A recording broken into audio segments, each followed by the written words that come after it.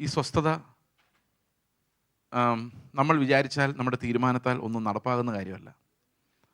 എത്ര സ്വസ്ഥമായിരിക്കണമെന്ന് വിചാരിച്ചാലും അതാത് ദിവസത്തെ ചിന്തകൾ, നാളത്തേക്കുള്ള ഉത്കണ്ഠകൾ, മക്കളെക്കുറിച്ചുള്ള ആശങ്കകൾ, ജോലി സംബന്ധമായ പ്രഷർ, ഇങ്ങനെ ആശങ്കപ്പെടാൻ ഒത്തിരിയുള്ള ഒരു ലോകത്താണ് നമ്മൾ ജീവിക്കുന്നത്. നമ്മൾ ഒരു നിമിഷം കണ്ണു തുറന്ന് നോക്കിയാൽ നമുക്ക് ആശങ്കപ്പെടാൻ അനേകം കാര്യങ്ങളുണ്ട്. പെട്ടെന്നൊരു പാസ്റ്റർ വന്നിട്ട് പറയാണ്, നിങ്ങളെല്ലാവരും ദൈവത്തിൻ്റെ അടുത്ത് സ്വസ്ഥമായിട്ടിരുന്നോളാൻ പറഞ്ഞാൽ അതത്ര എളുപ്പമൊന്നുമല്ല. ഇത് സത്യത്തിൽ ദൈവം നമ്മളിൽ സാധിപ്പിച്ചെടുക്കുന്ന ഒരു വിശുദ്ധീകരണ പ്രോസസ്സിലൂടെ മാത്രം സാധിക്കുന്ന ഒരു കാര്യമാണ് അവൻ്റെ അടുത്ത് സ്വസ്ഥനായിരിക്കുക എന്ന് പറയുന്നത്. അത് മാനുഷികമായ ഒരു കാര്യമല്ല. ദൈവം എപ്പോഴും അവൻ്റെ സ്വസ്ഥതയിലേക്ക് നമ്മളെ ക്ഷണിച്ചുകൊണ്ടിരിക്കുന്ന ഒരു കർത്താവിനെയാണ് നമ്മൾ കാണുന്നത്. അവൻ നമ്മളോട് തിരിക്കാൻ വളരെ ആഗ്രഹമാണ്. നീ എൻ്റെ അടുത്തിരിക്കുമ്പോഴെങ്കിലും സ്വസ്ഥമായിരിക്കുക എന്ന് കർത്താവ് പറയാൻ കാരണം അതൊരു വിശ്വാസത്തിൻ്റെ അടയാളവും കൂടിയാണ്. നമ്മൾ അവൻ്റെ അടുക്കൽ സ്വസ്ഥമായിരിക്കുന്നത്. എന്നാൽ ദൈവത്തിൻ്റെ അടുത്ത് സ്വസ്ഥത നമുക്ക് ലഭിക്കണമെങ്കിൽ നാം തകർക്കപ്പെടേണ്ടതുണ്ട് എന്ന് നമ്മൾ കണ്ടു. നമ്മുടെ അക്കം മനസ്സ് കർത്താവിൻ്റെ അടുത്ത് ചേർന്നിരിക്കേണ്ടതായിട്ടുണ്ട്. അവനിൽ നിന്ന് എപ്പോഴും പ്രാപിക്കേണ്ടതായിട്ടുണ്ട്. അവൻ്റെ ക്യാരക്ടർ നമ്മളിൽ വന്ന് നിറയേണ്ടതായിട്ടുണ്ട്. വിശുദ്ധീകരണം എന്ന് പറയുന്നത് ശരിക്കും ദൈവത്തിൻ്റെ സ്വഭാവം നമ്മളിൽ വന്ന് നിറയുന്നതാണ്.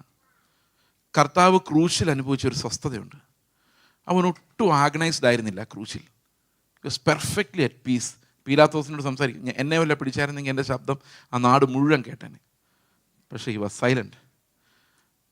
അവൻ പീലാത്തോസിന് മുമ്പിലും ക്രൂശിന് മുമ്പിലും പട്ടാളക്കാർ കുത്തുമ്പോഴും പരിഹസിക്കുമ്പോഴെല്ലാം ഒരു ദൈവികമായ ശാന്തത, സ്വസ്ഥത, പിതാവുമായിട്ടുള്ള ഒരു സ്വസ്ഥതയിലായിരുന്നു അവൻ അതെല്ലാം ചെയ്തത്. അവൻ ആഗണൈസ് ചെയ്ത് കാണുന്നത് ഗത്സമന തോട്ടത്തിലാണ്. അവൻ്റെ ആഗണി, അവൻ്റെ വ്യഥ, കർത്താവിൻ്റെ വേദന നമ്മൾ കാണുന്നത്. പലരും ചോദിക്കാറുണ്ട്, എന്തിനാണ് കർത്താവ് അങ്ങനെ എൻ്റെ ദൈവമേ, പിതാവെ കഴിയുമെങ്കിൽ ഈ പാനപാത്രം എന്നിൽ നിന്ന് നീക്കണമേ എന്ന് പറഞ്ഞത്? എന്തായിരുന്നു കർത്താവിൻ്റെ വേദന? It was not physical pain.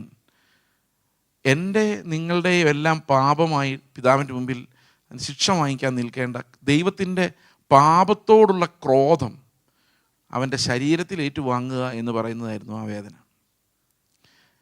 അവിടെ ശിഷ്യന്മാർ കേൾക്കുകയാണ് ചില പ്രാർത്ഥനകൾ കർത്താവ് പ്രാർത്ഥിക്കുന്നത്. നമ്മളോട് പ്രാർത്ഥിക്കാൻ പറഞ്ഞപ്പോൾ രഹസ്യത്തിൽ പ്രാർത്ഥിക്കാൻ പറഞ്ഞെങ്കിലും കർത്താവ് ചില പ്രാർത്ഥനകൾ പരസ്യമായി ശിഷ്യന്മാർ കേൾക്കെ പ്രാർത്ഥിക്കുന്നുണ്ട്.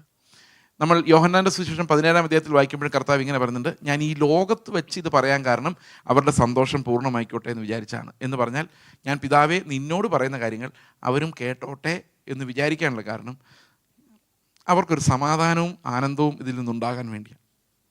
ഇപ്പം ചില പ്രാർത്ഥനകൾ ദൈവം തുറന്നു വെച്ചത് കർത്താവ് പിതാവിനോട് രാത്രി മുഴുവൻ പ്രാർത്ഥിച്ച് നമുക്കറിയത്തില്ല എന്താന്ന്. അനേകം ലോങ് പ്രാർത്ഥനകൾ നമുക്കറിയില്ല. കർത്താവ് ഷോർട്ടായിട്ട് പ്രാർത്ഥിച്ച പ്രാർത്ഥനകൾ മിക്കവാറുമാണ് റെക്കോർഡ് ചെയ്യപ്പെട്ടിട്ടുള്ളൂ. റെക്കോർഡ് ചെയ്യപ്പെട്ടിട്ടുള്ളത് ഏറ്റവും ലോങ്ങസ്റ്റ് പ്രാർത്ഥന യോഹന്നാൻ്റെ സുവിശേഷം 17-ാം അധ്യായത്തിലുള്ളതാണ്. എൻ്റെ ദൈവം നീ എന്നെ കൈവിട്ടത് എന്ത് എന്ന ചോദ്യത്തോടെയാണ് ആ പ്രാർത്ഥനകളുടെ ക്ലൈമാക്സ് ഉണ്ടാകുന്നത്. എന്നാൽ ഗത്സമന തോട്ടത്തിൽ നമ്മൾ കാണുന്നത്, പിതാവെ കഴിയുമെങ്കിൽ ഈ പാനപാത്രം എന്നിൽ നിന്ന് നീക്കണമേ, എങ്കിലും എൻ്റെ ഹിതമല്ല നിൻ്റെ ഹിതം നിറവേറട്ടെ എന്ന് പറയുന്നു. കഴിയുമെങ്കിൽ എന്നൊരു വാക്കാണ് അവിടെ ഏറ്റവും ഫോക്കസ്ഡ് ആയിട്ട് നമ്മൾ ശ്രദ്ധിക്കേണ്ട ഒരു വാക്ക്.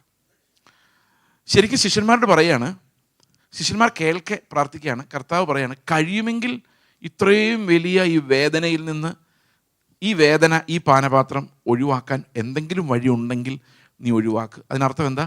ഒരു വഴിയും ഇല്ല. മനുഷ്യരെ രക്ഷിക്കാൻ തീരുമാനിച്ച സ്ഥിതിക്ക്, ഈ മനുഷ്യരെ പോട്ടേന്ന് വെക്കുമായിരുന്ന കുഴപ്പമില്ലായിരുന്നു, പക്ഷേ എന്നെ രക്ഷിക്കാൻ കർത്താവ് തീരുമാനിച്ച സ്ഥിതിക്ക് അവൻ്റെ ജീവൻ പകരം വെക്കുക എന്നുള്ളതല്ലാതെ വേറെ യാതൊരു വഴിയും ഉണ്ടായിരുന്നില്ല.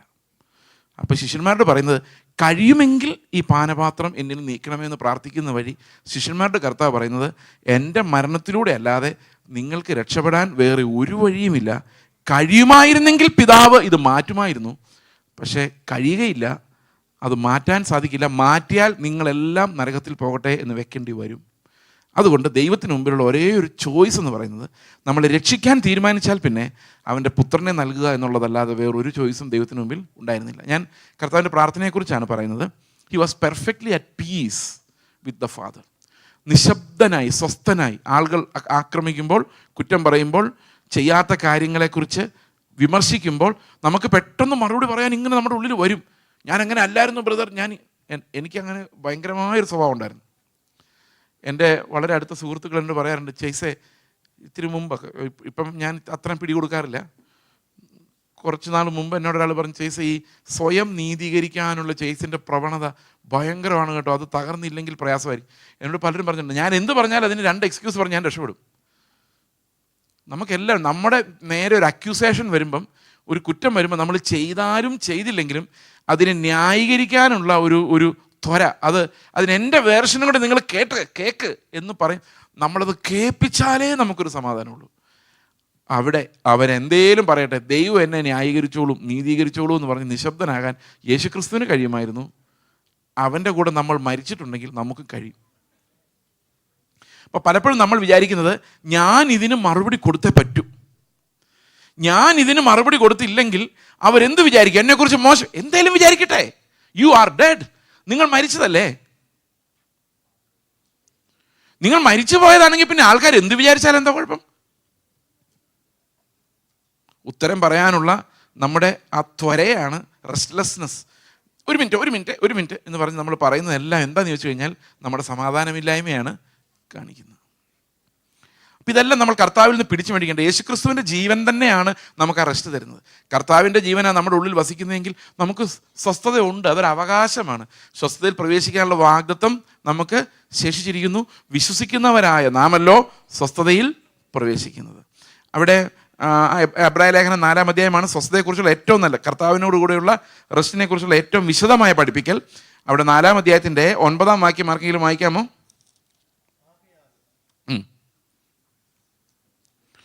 ദൈവത്തിൻ്റെ ജനത്തിന് ഒരു ശബത്ത് അനുഭവം ശേഷിച്ചിരിക്കുന്നു. അപ്പം നമുക്കെല്ലാം ഒരു ശബത്ത് ശേഷിച്ചിട്ടുണ്ട്. അതെപ്പോഴാണ് ആ ശബത്ത്?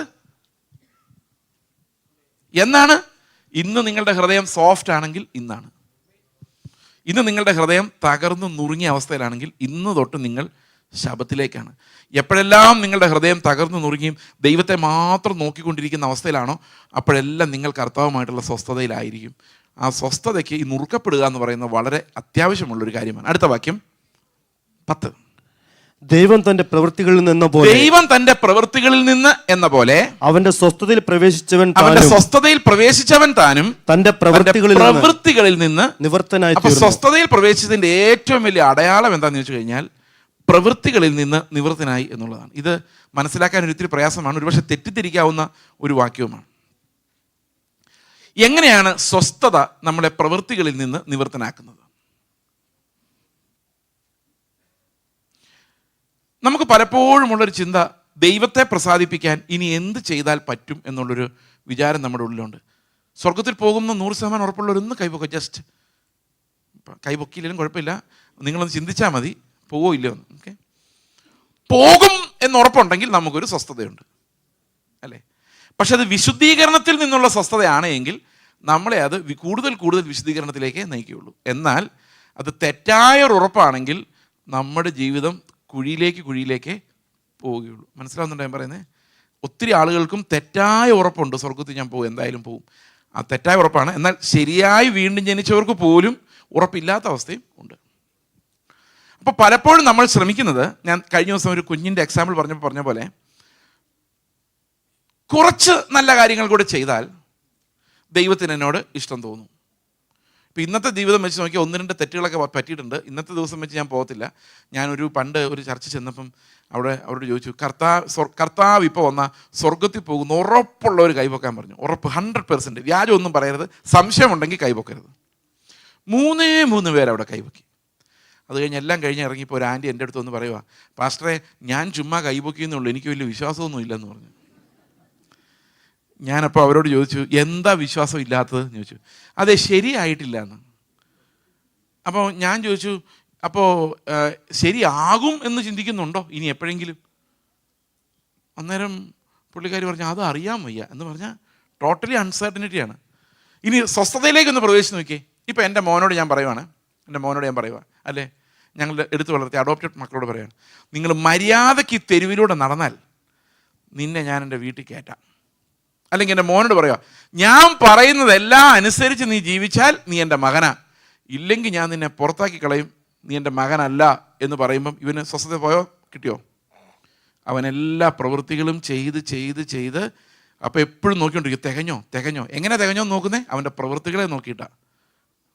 മനസ്സിലാവുന്നുണ്ടോ? അപ്പോൾ ആദ്യത്തെ ബാസ്ക്കറ്റ്, നിങ്ങളത് മറന്നു പോരുത്. There 2 baskets of righteousness. ഓർമ്മയുണ്ടോ അത്? ആദ്യത്തെ ബാസ്ക്കറ്റ് എന്ന് പറഞ്ഞാൽ നമുക്ക് ചെയ്ത് തീർക്കാവുന്നതാണ്. അത് തീർത്താലും തീരില്ല. പക്ഷേ നമ്മൾ പിന്നെയും ചെയ്തുകൊണ്ടിരിക്കും. പക്ഷെ നമുക്കൊരു തൃപ്തി അതിനകത്ത് നിന്ന് ഉണ്ടാക്കാൻ ഒരിക്കലും സാധിക്കത്തില്ല. ഓക്കെ. എന്നാൽ എടുത്താൽ പൊങ്ങാത്ത ബാസ്ക്കറ്റ് നമുക്കൊരു തൃപ്തി തരുന്നുണ്ട്. എന്താ കാര്യം എന്നറിയോ? അത് എന്നാലല്ല, ക്രിസ്തുവിനാലാണ് നടക്കുന്നത്. അതാണ് അതിൻ്റെ തൃപ്തി. റോമാലേഖനം 7-ാം അധ്യായത്തിൻ്റെ 4-ാം വാക്യത്തിൽ, 7-ാം അധ്യായത്തിൻ്റെ 4-ാം വാക്യം ഒന്ന് വായിക്കാം. 7-ാം അധ്യായം 4-ാം വാക്യം 7:4. അതുകൊണ്ട് സഹോദരന്മാരെ, നമ്മൾ തുടങ്ങി മുഴുവനാക്കിയില്ല. അതുകൊണ്ട് സഹോദരന്മാരെ, നാം ദൈവത്തിന് ഫലം കൊടുക്കുമാറ് മരിച്ചിട്ട് ഉയർത്തെഴുന്നേറ്റവനായ വേറൊരുവനാകേണ്ടതിന് നിങ്ങളും ക്രിസ്തുവിൻ്റെ ശരീരം മുഖാന്തരം ന്യായപ്രമാണ സംബന്ധമായി മരിച്ചിരിക്കുന്നു. അപ്പോൾ ന്യായപ്രമാണത്തിൻ്റെ പ്രവൃത്തികളോട് നമ്മൾ എങ്ങനെയാണ് മരിച്ചതെന്ന് നമുക്കൊന്ന് നോക്കാം ഒരു നിമിഷം.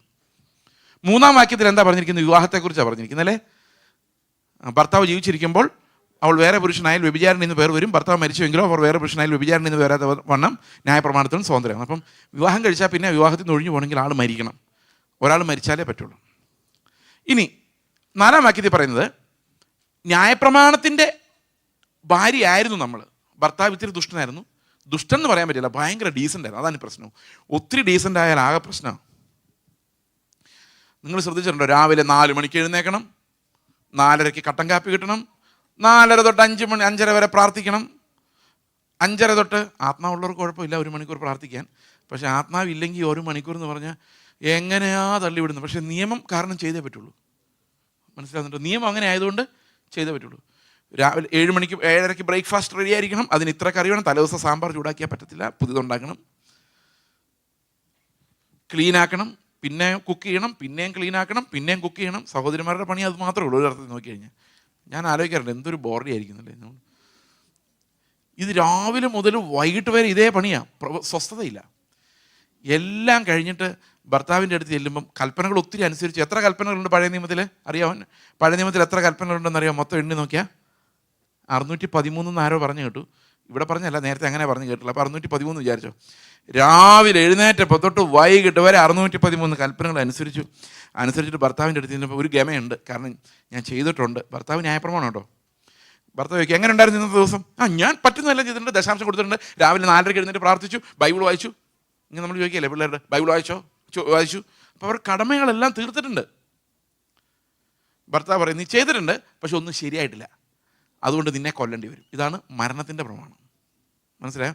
ഇത് ചെയ്ത് തീർച്ചയായിട്ടൊരു ഫീലിംഗ് ഒരിക്കലും കിട്ടുകയില്ല. കാരണം എന്ത് ചെയ്താലാണ് ഈ പാസ് മാർക്ക് നമുക്കറിയാൻ വയ്യ. ഉദാഹരണത്തിന് അയൽവക്കക്കാരനെ വെറുത്താൽ നീ നരകത്തിൽ പോവും. ഓക്കെ, നിസാരാന്ന് വിളിച്ചാൽ മതി, നരകത്തിൽ പോവും. ന്യായദിവസ സംഘത്തിന് മുമ്പിൽ നിൽക്കേണ്ടി വരും. മൂടാന്ന് വിളിച്ചാൽ, അതായത് നമുക്ക് തോന്നിയാൽ മതി ഉള്ളിൽ, ഓ ഇവൻ ശരിയല്ല, ഇവൻ വിവരമില്ലെന്ന് തോന്നിയാൽ മതി, തീർന്നു, ആൾ പോയി നരകത്തിൽ.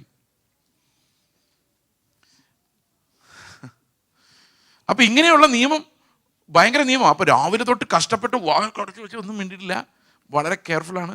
വൈകിട്ട് വന്ന് പറയാം, നീ ചെയ്തൊന്നും ശരിയായിട്ടില്ല, നീ നരകത്തിൽ പോകും. കാരണം ഇതാണ് മരണത്തിൻ്റെ പ്രമാണം. ഭയങ്കര ഭാരമാണ്. അപ്പം വിചാരിക്കും, ന്യായപ്രമാണം എന്ന ഭർത്താവ് അങ്ങ് ചാവുമായിരുന്നേ വേറെ ആരെയും കെട്ടി ജീവിക്കായിരുന്നു. പക്ഷേ അത് ചാവൂല എന്ന് കർത്താവ് തന്നെ പറഞ്ഞിട്ടുണ്ട്. ആകാശവും ഭൂമിയും ഒഴിഞ്ഞു പോയാലും ന്യായപ്രമാണത്തിൽ നിന്നൊരു വള്ളിയും പുള്ളി ഒഴിഞ്ഞു പോകാൻ പോകുന്നില്ല. കൃപയുടെ സുവിശേഷം എന്ന് പറഞ്ഞ് അടുത്തിടെ ഇറങ്ങിയ ഒരു വ്യാജ കൃപയുടെ അവർ പറഞ്ഞു, ന്യായപ്രമാണം എന്ന ഭർത്താവ് ചത്തു. ഇല്ല, ഒരിക്കലും ചാവില്ല. പിന്നെ എങ്ങനെ ഈ കല്യാണത്തിൽ നിന്ന് രക്ഷപ്പെടാം? ഭർത്താവ് ചാവൂല, ഭാര്യയ്ക്ക് വേണേ ചാവാല്ലേ. അവിടെ യേശുക്രിസ്തു കാൽവരി ക്രൂശിൽ മരിക്കുമ്പം അവൻ്റെ അതാണ് 4-ാം വാക്യത്തിൽ പറയുന്നത്, ക്രിസ്തുവിൻ്റെ ശരീരം മുഖാന്തരം നമ്മൾ ന്യായപ്രമാണം സംബന്ധമായി മരിച്ചു എന്ന് പറഞ്ഞാൽ ആ ഭർത്താവിനോട് നമ്മൾ അങ്ങ് മരിച്ചു. സ്വസ്ഥത ഉണ്ടാകും പോട്ടോ. എങ്ങനെ സ്വസ്ഥത ഉണ്ടാവുന്നതെന്ന് ഞാൻ പറയാം. ഈ പഴയ ഭർത്താവ് ഒരു സ്വസ്ഥത തന്നിട്ടില്ല. അപ്പോൾ രക്ഷപ്പെടാനൊരു വഴി എന്താണെന്ന് വെച്ച് കഴിഞ്ഞാൽ, യേശു ക്രിസ്തു കാൽവരി ക്രൂശിൽ മരിച്ചപ്പം ഞാൻ വിശ്വസിച്ച് ഞാനും അവൻ്റെ കൂടെ മരിച്ചു. അപ്പം മരിച്ചു കഴിഞ്ഞപ്പോൾ ഇനി ആരെങ്കിലും കല്യാണം കഴിക്കാം? ഈ മരിച്ച ആൾക്ക് ആരെ കല്യാണം കഴിക്കാൻ പറ്റുള്ളൂ? ഭർത്താവ് മരിച്ചായിരുന്നെങ്കിൽ ജീവിച്ചിരിക്കുന്ന ആളെ ആരെങ്കിലും കല്യാണം കഴിക്കായിരുന്നു. പക്ഷെ ഭർത്താവ് മരിച്ചില്ല, ഞാനാ മരിച്ചത്. അതുകൊണ്ട് ഇനി എനിക്ക് ആരെ മാത്രമേ കെട്ടാൻ പറ്റുള്ളൂ? മരിച്ച് ഉയർത്തെഴുന്നേറ്റ ഒരാളെ മാത്രമേ കല്യാണം കഴിക്കാൻ പറ്റുള്ളൂ. അപ്പം ഇപ്പം ഞാൻ ആരുടെ സ്വന്തമാണ്? ആരുടെ കൂടെയാണോ ഞാൻ മരിച്ചത്, ആരുടെ കൂടെയാണോ ഞാൻ പുനരുത്ഥാനം ചെയ്തത്, ആ ആളുടെ സ്വന്തമാണ് അല്ലേ? അപ്പോൾ ഒരു പ്രശ്നം എന്താണെന്ന് വെച്ച് കഴിഞ്ഞാൽ, പഴയ നിയമത്തിൽ 613 കൽപ്പനകൾ ഉണ്ടായിരുന്നു. അതിൽ പലതും മിക്കതും അനുസരിക്കാൻ പറ്റുന്ന പ്രമാണമായിരുന്നു. എന്നാൽ പുതിയ ഭർത്താവ് പ്രസംഗിക്കുന്ന കേട്ടാൽ നമുക്ക് ഒരൊറ്റ സാധനം പോലും അതിനകത്ത് അനുസരിക്കാൻ ഒരു നിവൃത്തിയുമില്ല. മനസ്സിലാവുന്നുണ്ട് ഞാൻ പറയുന്നത്? അപ്പം ഏതാ നല്ലത്? ഏത് ഭർത്താവായിരുന്നു ഭേദം? പുതിയ ഭർത്താവ് പറയുന്നു ഒന്നും അനുസരിക്കാൻ പറ്റുന്നില്ല, പഴയ ഭർത്താവ് പറഞ്ഞ കുറച്ചൊക്കെ നമുക്ക് അനുസരിക്കാൻ പറ്റുമായിരുന്നു. അപ്പോൾ ഏതായിരുന്നു ഭേദം? പഴയ ഭർത്താവ്. അതുകൊണ്ടാണ് ഞങ്ങൾ പ്രസംഗിക്കുമ്പം പഴയ നിയമത്തിലോട്ട് ഇപ്പോഴും ഓടുന്നത്. കാരണം പുതിയ നിയമം പ്രസംഗിച്ച് നമുക്ക് നിലനിൽക്കാൻ പറ്റത്തില്ല. അതുപോലെയാണ് അതിൻ്റെ കാര്യം. പക്ഷെ നമ്മൾ എങ്ങനെയാണ് സ്വസ്ഥത പ്രാപിക്കുന്നറിയോ? രാവിലെ തൊട്ട് വൈകിട്ട് വരെ അധ്വാനിച്ച് എനിക്ക് ഒരു ഫീലിങ്ങും ഇല്ല ചെയ്തതായിട്ട്, അല്ലേ? നമുക്ക് തോന്നുന്നുണ്ടോ എന്തെങ്കിലും ചെയ്തതായിട്ട്? ശരിക്കും നിങ്ങൾ ആ ദൈവത്തിൻ്റെ ആത്മീക പ്രമാണത്തിന് മുമ്പിൽ തകർന്നിട്ടുണ്ടെങ്കിൽ എന്തെങ്കിലും ചെയ്തു എന്ന് അവകാശപ്പെട്ട് കർത്താവിൻ്റെ മുമ്പിൽ നിൽക്കാൻ പറ്റിയല്ലോ ഒരിക്കലും. കാരണം അങ്ങനെ നിന്നാൽ അവൻ്റെ നീതി അല്ലാതെ ദൈവത്തിൻ്റെ നീതി കണ്ടിട്ടില്ല എന്നതിൻ്റെ അർത്ഥം. ഇപ്പം ദൈവത്തിൻ്റെ നീതി ഒരു ജഡത്തിന് താങ്ങാവുന്നതിനേക്കാളും വിശുദ്ധമാണ്. അത്ര വിശുദ്ധമായൊരു പ്രമാണത്തെ ജഡമയനായി എനിക്ക് തന്നല്ലോ എന്നുള്ളതാണ് പൗലോസിൻ്റെ വിലാപം. അപ്പോൾ രാവിലെ തൊട്ട് വൈകിട്ട് വരെ അധ്വാനിച്ചു. ഞാൻ അപ്പോൾ വൈകിട്ട് കർത്താവിനോട് ചോദിക്കുക, കർത്താവ് എടാ എങ്ങനെ ഉണ്ടായിരുന്നില്ല ഇന്നത്തെ ദിവസം? ഞാൻ പറഞ്ഞു, കർത്താവേ നീ പ്രാർത്ഥിക്കുന്ന പോലെ ഒന്ന് പ്രാർത്ഥിക്കണം എന്ന് ഞാൻ വിചാരിച്ചു, നടന്നില്ല. നീ സ്നേഹിക്കുന്ന പോലെ എൻ്റെ ഭാര്യ ഒന്ന് സ്നേഹിക്കണം എന്ന് വിചാരിച്ചു. അവളുടെ വർത്തമാനം കേട്ടാൽ നീ സ്നേഹിക്കുന്നവരല്ല, ഞാൻ സ്നേഹിക്കുന്ന പോലെ പോലും പറ്റുന്നില്ല. നീ പിതാവിന് കീഴടങ്ങിയിരുന്ന പോലെ, സഭ കർത്താവിന് കീഴടങ്ങിയിരുന്ന പോലെ എൻ്റെ ഭർത്താവിന് കീഴടങ്ങിയിരിക്കണം ഞാൻ ആഗ്രഹിച്ചു. പക്ഷെ അയാൾക്ക് അങ്ങനെ കീഴടങ്ങിയിരുന്നാൽ അയാൾ വലിയ ആള് കളിക്കും. അതുകൊണ്ട് എനിക്കത് കഴിയുന്നില്ല. ആഗ്രഹമുണ്ട്, പക്ഷേ ഒരു രക്ഷയില്ല. കർത്താവെ എനിക്ക് താങ്ങാൻ പറ്റുന്നില്ല. നിങ്ങൾക്കറിയാമോ, പല സഹോദരിമാരോട് പറഞ്ഞിട്ടുണ്ട്, ലോകത്ത് ആര് പറയുന്നത് കേൾക്കാം, പക്ഷെ അയാൾ പറയുന്നത് കേൾക്കാൻ എന്തോ ഒരു തടസ്സമാണ്. കാരണം കോമ്പറ്റീഷൻ മുഴുവൻ ഈ ഭർത്താവും ഭാര്യയും തമ്മിലാണ്. അതുകൊണ്ട് അവിടെ വിട്ടു കൊടുത്താൽ തോറ്റതാ. കാരണം പിന്നെ ഇയാളുടെ മുഖം കാണണ്ടേ. മനസ്സിലാവുന്നുണ്ടോ ഞാൻ പറയുന്നത്? ഒരു ഭയങ്കര ക്രോസാണ് അത്. അവിടെ നിങ്ങൾ ജയിച്ചാൽ നിങ്ങൾ ജയിച്ചു. മനസ്സിലാവുന്നുണ്ടോ? വീട്ടിൽ നിങ്ങൾ ജയിച്ചാൽ ഈ വീട് ഇങ്ങനെ വെച്ചേക്കുന്നത് തന്നെ ഇങ്ങനെ ജയിക്കാൻ വേണ്ടിയാ. ഓക്കെ. അപ്പോൾ വൈകിട്ട് കർത്താവിനോട് പറയാം, റിപ്പോർട്ട് വളരെ മോശം. എനിക്ക് എത്ര മാർക്ക് ഇടും? എനിക്ക് എത്ര മാർക്ക് ഇടും? 0 ഇടുള്ളൂ. അത്രേ പറ്റുള്ളൂ എന്നെ കൊണ്ട്. കാരണം ഞാൻ ഓണസ്റ്റ് ആണെങ്കിൽ ഈ കൽപ്പനകളെല്ലാം തകർത്തിട്ടുണ്ടാവും. രാവിലെ തൊട്ട് വൈകിട്ട് വരെ ഇതിൻ്റെ പുറകെ തകർത്തിട്ടുണ്ടാവും. നിങ്ങൾ പുതിയ നിയമം ശരിക്ക് കണ്ണു തുറന്ന് വായിച്ചിട്ടുണ്ടെങ്കിൽ നിങ്ങൾ നിലവിളിച്ച് കരഞ്ഞിട്ടുണ്ടാവും ദൈവത്തിന് മുമ്പിൽ. കർത്താവേ, ഞാൻ അരിഷ്ട മനുഷ്യൻ, ഇത് ഞാൻ എങ്ങനെ അനുസരിക്കും? ഇത്രയും വലിയ പ്രമാണം നീ എനിക്ക് തന്നല്ലോ എന്ന് നിങ്ങൾക്ക് തോന്നുക. അതോ ഇത് ആരും അനുസരിക്കുന്നില്ല, ഇത് പാസ്റ്ററും ഇത് അനുസരിക്കുന്നതായിട്ട് തോന്നുന്നില്ല, പ്രസംഗിക്കാൻ വന്നവൻ അനുസരിക്കുന്നതായിട്ട് തോന്നുന്നില്ല, ഇതങ്ങ് മാറ്റി വെച്ചാലും കുഴപ്പമൊന്നുമില്ല, കർത്താവ് വരുമ്പോൾ അവരെയൊക്കെ കൊണ്ടുപോകുമ്പോൾ എന്നെയും കൊണ്ടുപോകുള്ളൂ എന്നാണോ ചിന്തിക്കുന്നത്? അപ്പോൾ നിങ്ങൾ യേശു ക്രിസ്തു എന്ന ഇടർച്ചക്കല്ലിനെ ഒഴിവാക്കി പോവുക. നമ്മൾ മിക്കവാറും അവനെ ഒഴിവാക്കി പോവുക ചെയ്യുന്നത്. ഓക്കെ. അപ്പോൾ എന്താ സംഭവിക്കുന്നത് നോക്കിയേ, ഈ ഭാര്യയോട് ഭർത്താവിനൊരു ഇത്ര സ്നേഹം ഉണ്ടെന്ന് വിചാരിച്ചോ. ഇത്ര സ്നേഹം. ഭാര്യയ്ക്ക് രാവിലെ തൊട്ട് വൈകിട്ട് വരെ ഭയങ്കര പണിയാണെങ്കിൽ ഈ ഭർത്താവിനൊരു ഇത്ര സ്നേഹം ഉണ്ടെങ്കിൽ ഭർത്താവ് എന്ത് ചെയ്യും? അത്രേ സഹായിക്കും, അല്ലേ? സത്യമല്ലേ? ഭർത്താക്കന്മാരൊന്നും മിണ്ടുന്നില്ല. ഇത്രയും സ്നേഹം ഉണ്ടെങ്കിലോ ഒരു 180 ഡിഗ്രി പകുതി ഫ്രണ്ടിലുള്ളത് ഭർത്താവ്, ബാക്കിലുള്ളത് ഭാര്യ, അല്ലേ? പകുതി ഡിവൈഡ് ചെയ്തു മൊത്തം സർക്കിളിനെ. എന്നാൽ ഈ 2 കൈയും പുറകെ കൂട്ടിമുട്ടുന്ന പോലെ ഫുൾ ജീവൻ കളയാൻ, അതങ്ങനെ കൈ മുട്ടിച്ചാൽ നമ്മൾ മിക്കവാറും വീഴും. ജീവൻ കളയാനുള്ള സ്നേഹമാണ് ഭാര്യയോടുള്ളതെങ്കിൽ ഈ ഭർത്താവ് ഭാര്യയോട് എന്തായിരിക്കും പറയുന്നത്? നീ ഒന്നും ചെയ്യണ്ട, നീ ചെയ്താൽ ശരിയാവില്ല, ഇത് ഞാൻ തന്നെ ചെയ്തോളാം എന്നല്ലേ പറയുള്ളൂ? അങ്ങനെയല്ലേ പറയുള്ളൂ? അങ്ങനെ ആരും പറഞ്ഞിട്ടില്ല എന്ന് തോന്നുന്നല്ലേ? അങ്ങനെ പറയുള്ളൂ. കർത്താവ് നമ്മളോട് പറയുന്നതാ, നീ ചെയ്താൽ ശരിയാവില്ല, ഇത് ഞാൻ തന്നെ ചെയ്തോളാം, നീ ഒന്നും മിണ്ടാതിരുന്നാൽ മതി.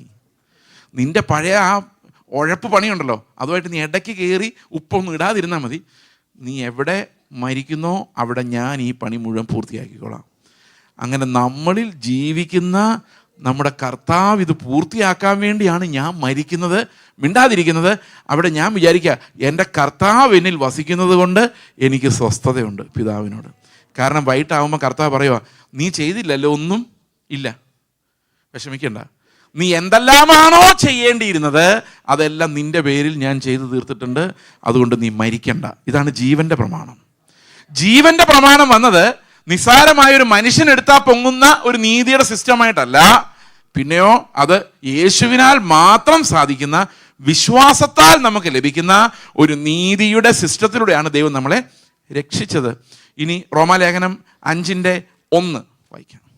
വിശ്വാസത്താൽ നീതീകരിക്കപ്പെട്ടിട്ട് നമുക്ക് നമ്മുടെ പിതാവായ യേശുക്രിസ്തു മൂലം നമുക്ക് ദൈവത്തോട് സമാധാനമുണ്ട്. എന്തുകൊണ്ട് സമാധാനമുണ്ട്? എൻ്റെ പ്രവൃത്തികൾ നോക്കിയിട്ടല്ല ഞാൻ സമാധാനിക്കേണ്ടത്. എൻ്റെ ഉള്ളിൽ വസിക്കുന്ന ക്രിസ്തുവിൻ്റെ ജീവനെ കണ്ടിട്ടാണ് ഞാൻ പിതാവിനോട് സമാധാനമുള്ളവനായിട്ട് മാറുന്നത്. അപ്പോൾ ശരിക്കും സമാധാനം, സ്വസ്ഥത പ്രാപിക്കാൻ നാം നുറുക്കപ്പെടേണ്ടതുണ്ട്. നമ്മുടെ പഴയ മനുഷ്യൻ മരിക്കേണ്ടതുണ്ട്.